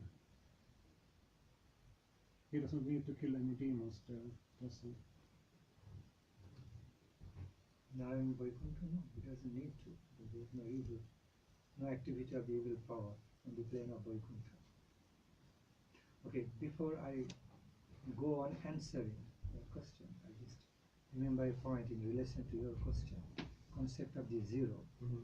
In general, zero is considered to be zero, emptiness. Okay, right. But in some way, because it is created by human being, the concept of the zero. Yeah. We have to make it like starting point, make it start somewhere. But they're going away without taking for shot. No pressure. But if we can create another digit which is opposite to the emptiness, that's what I was also talking about, which represents infinite. No emptiness, but fullness, complete fullness. Okay. So there is we may try to conceive a digit, conceive a symbol which represents complete fullness, also complete emptiness. Okay, together. Because fullness cannot be conceived without emptiness. Emptiness cannot be conceived without the concept of fullness. Both are intertwined. Okay, mystically, very mysteriously unified together. The infinite. Okay, because finites are also there within infinite. All the parts of infinite consider infinitesimal part, finite. But because another aspect, because it's a part of the infinite, it also has got infinite quality. Part of infinite, also infinite. Though finite, but at the same time, it is infinite. That both aspects are there. Okay? Even in the infinitesimal part of the infinite, the full infinite nature is represented. Inconceivable. Don't try to conceive, but I'm just explaining. Don't try to conceive. It is inconceivable. Something inconceivable should not be conceived. Period. Something inconceivable, so we should not make any effort to try to conceive something inconceivable in the first place. Okay.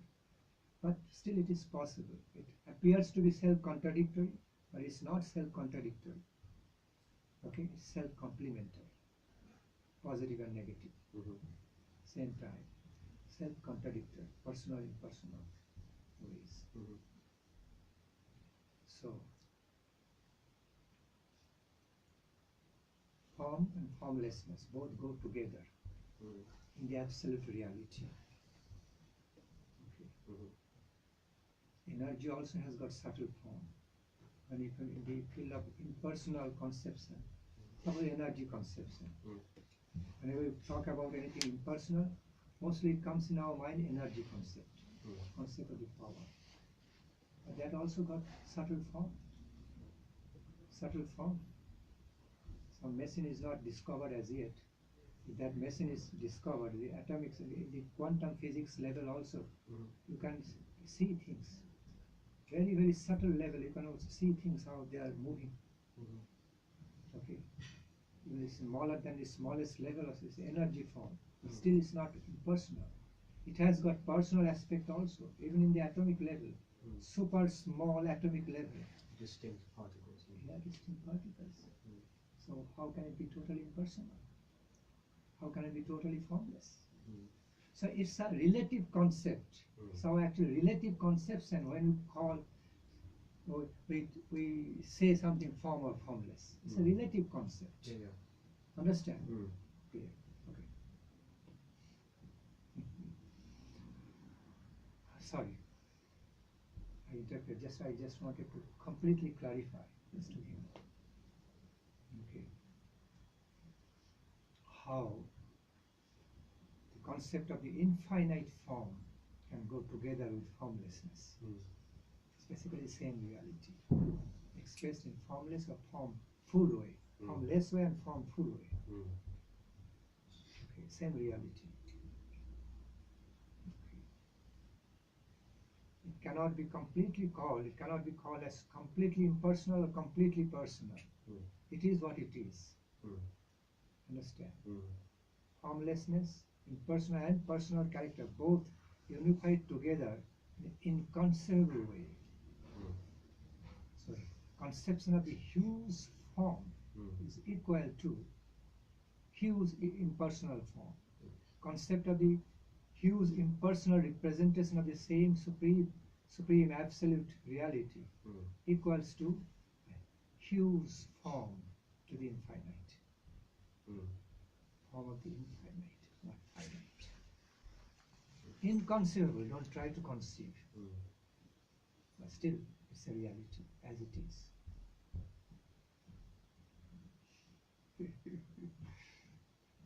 Okay. Therefore, Supreme God described in three ways: Brahma, Paramatma, and Bhagavan. Same reality. Same supreme absolute reality of infinite nature described in these three ways. So, yes. Yes, so Narayana doesn't require to kill to engage in killing demoniac entities, okay, killing the demons or evil forces on the plane of Vaikuntha. Okay, clear. and Krishna doesn't also need to save the residents of Vrindavan from danger in Goloka. Basically, that's right. Only this is Bhoma Vrindavan. There's some subtle difference between the nature of original abode of Krishna Loka, called Goloka Vrindavan, and its representation on this earthly plane called Bhoma Vrindavan. So Krishna required to kill some demons, okay, evil entities on this Bhoma plane. Okay, it's not at all required on the absolute plane. His original abode, Krishna Loka, Goloka, because no such question arises over there. No such question of having any demoniac activities, or demons activity arises over there. But because all the Krishna Leelas are of eternal nature, Nitya Leela, The Rupa Goswami Prabhu explained this reality in this way. In the original Krishna Loka, Krishna's bhoma pastimes remain like some sort of memory, like history, not really happening, like portrait on the wall. Some portrait on the wall. That's on such and such era, such and such kalpa, on Bhoma, Vrindavan, Krishna did this lila. Okay, but it's not. In other words, all those Krishna's pastimes of demon killing remain in the original abode of Goloka, Krishna Loka, as in a passive way, like some memory, historical memory, not active way. Understand? So, and Krishna's engagement in killing the demons also incorporates different aspects of Leela, not just only freeing the Mother Earth from the burden of the evil force, not just only delivering the Mother Earth from the oppression from the influence of the oppressive evil power, but also for himself to enjoy Vira Rasa. He wants to relish mellows of heroism, one of the 12 kind of the Rasas. So unless that scope is created, Krishna cannot enjoy these Rasas of the heroism, cannot relish it. So that's why that scope also created by Yogomaya, Krishna's energy. Mahamaya or Yogomaya, as per sweet will of Krishna. So they are real at the same time dramatic, both. Achinta Vedavit again.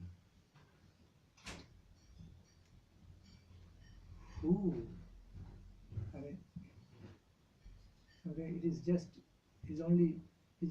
useless to think some demon will fight with the Almighty.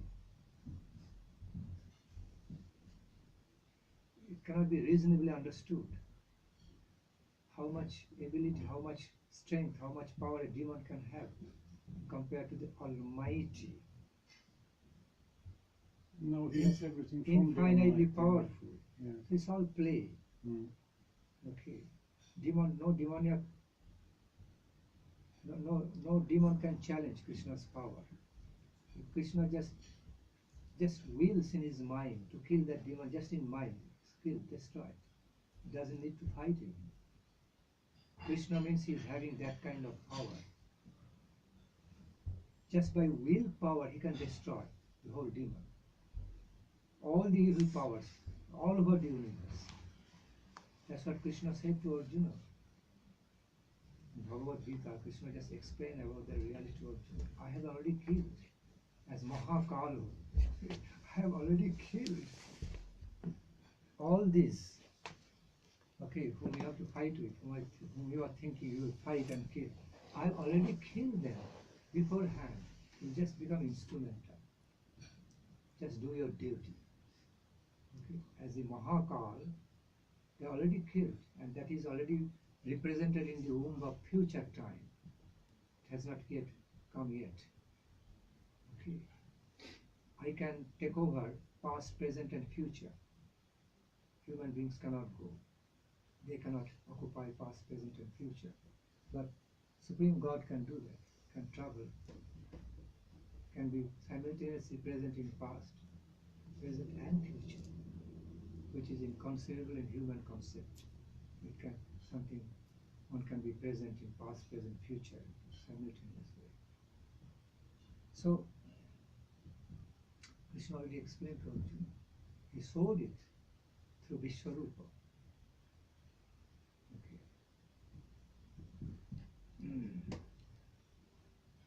That he showed him what's going to happen in the future. He showed it beforehand through Vishwarupa. In the Mahakala Rupa, in a symbolical way, the heads of those warriors of the Kauravas are just, how do you say, got entangled, how do you say in English, somehow they are all between the jaws of the Mahakala, the jaws of the teeth in the Mahakala. All the heads, the great warriors, are found in between the teeth of the jaws of the Mahakala Rupa Krishna. Will be killed. No, he simply asked, you will become instrumental. Do what I say. Then no sin will touch you. Because you are following dharma. In order to protect dharma, you have to destroy adharma. You are Kshatriya. You are responsible to protect the good against evil. If you don't do your duty, then sin will touch you. But when you engage in the dharma yuddha without your personal revenging temperament, your personal revenge, your personal vindictive attitude, just you are doing for duty's sake, then no sin will touch you. Because you are not doing that yuddha, you are not fighting, you are fighting for justice, you are fighting for dharma, for truth, for the justice, okay, for protecting the good against evil. Something noble you are doing. So therefore, no sin will touch.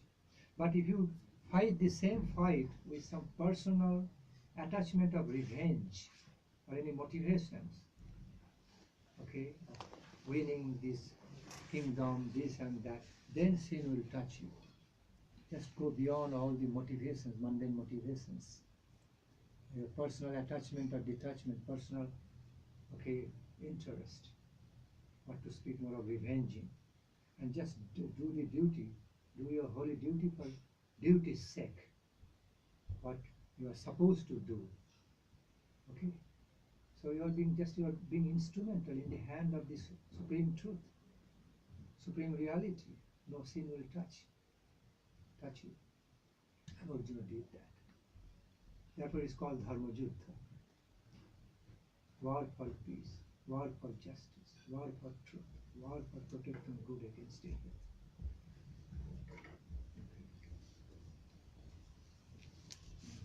So Krishna says, in some way, that war was war of non-violence. Can you imagine? On principle. Because the very principle behind that war, what Pandavas are fighting, Arjuna was fighting, was to protect non-violence against violence, peace against the unrest, good against the evil, life against the death. Okay. So therefore, although it is battlefield, battling activity, but still it's non-violent. It's not violence, because offense against the offense is not considered offense. It's called defense. I repeat, offense against offense means defense. Violence against violence means non-violence. In certain way. Otherwise, there is no other way open. Lord Krishna tried. Both times he went. Both times he went as the messenger of non-violence peace. Wanted to make peace with the Kauravas. They did not accept. And if they continue to live like that, the good will be destroyed. Evil power will take over.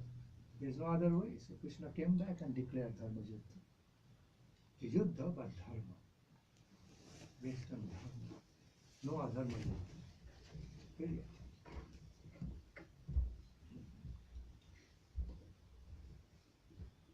Therefore Krishna said, explain in Bhagavad Gita, it appears to be self-contradictory.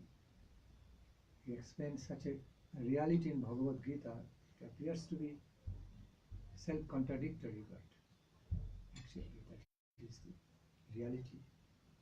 It's the self-effulgent reality. He said, there is a position of a warrior.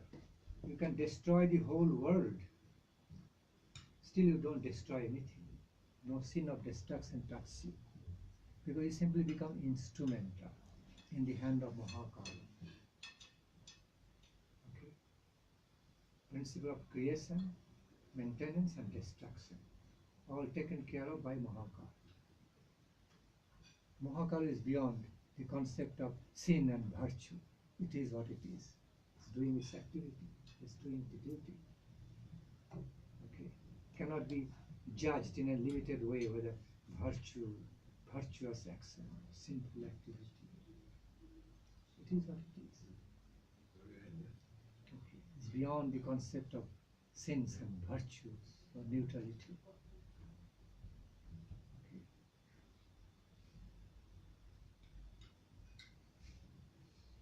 From the same body, creation, maintenance, sustenance, and destruction taken care of is by the same energy, cosmic energy, superpower, beyond any concept of sin or virtue. See, I am branching out. Relation to answering your question. No, now you I'm have explaining so answered. many You other have ways. answered it already. Okay. All right. So. Yes. Gaur Hari, Gaur Hari, Gaur. Lord Chaitanya Mahaprabhu was divine messenger of Krishna Prema, divine messenger of Krishna consciousness, ecstatic love of Krishna. We are eternally indebted to Lord Chaitanya, Lord Gauranga. Krishna himself came to give himself. Who can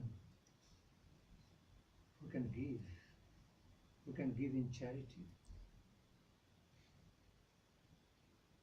But supreme, absolute, infinite reality, supreme, absolute, divine reality, divine, the personification of supreme, absolute reality. Only he or she can do.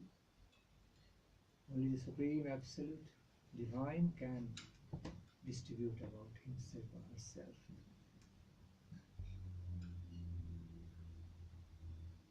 Krishna Chaitanya Mahaprabhu was realized in manifestation. The absolute good. Though look like manifest in a personal way, in a limited way, in certain way, under certain limited time, place, situation, yet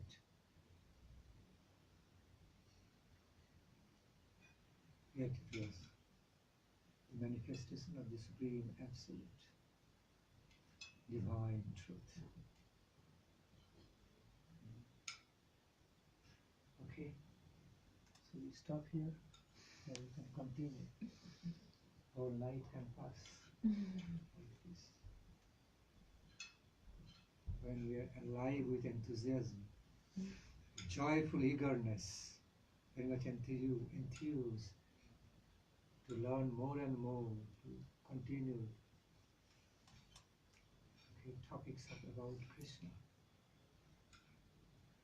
Dynamic enthusiasm. Time is nothing before it.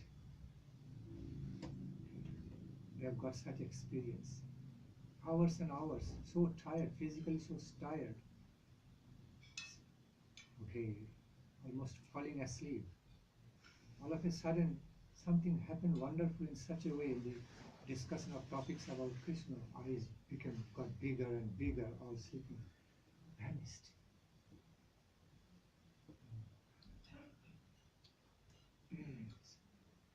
Mode of sleeping just vanished, disappeared for his eye. As soon as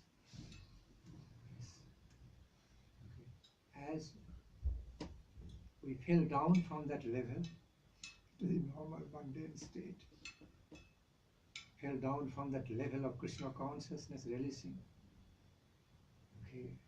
Krishna consciousness with so much enthusiasm, then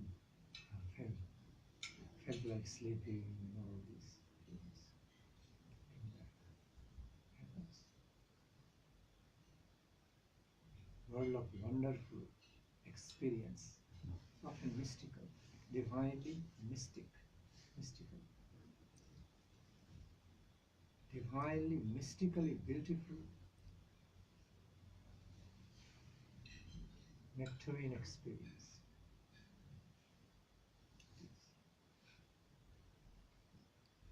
Okay. Is there any program in the morning? We have not spoken about tomorrow morning, but Others will also come. those who want to come, it's normally 2, 3, 4 more that come. So it will be more intimate.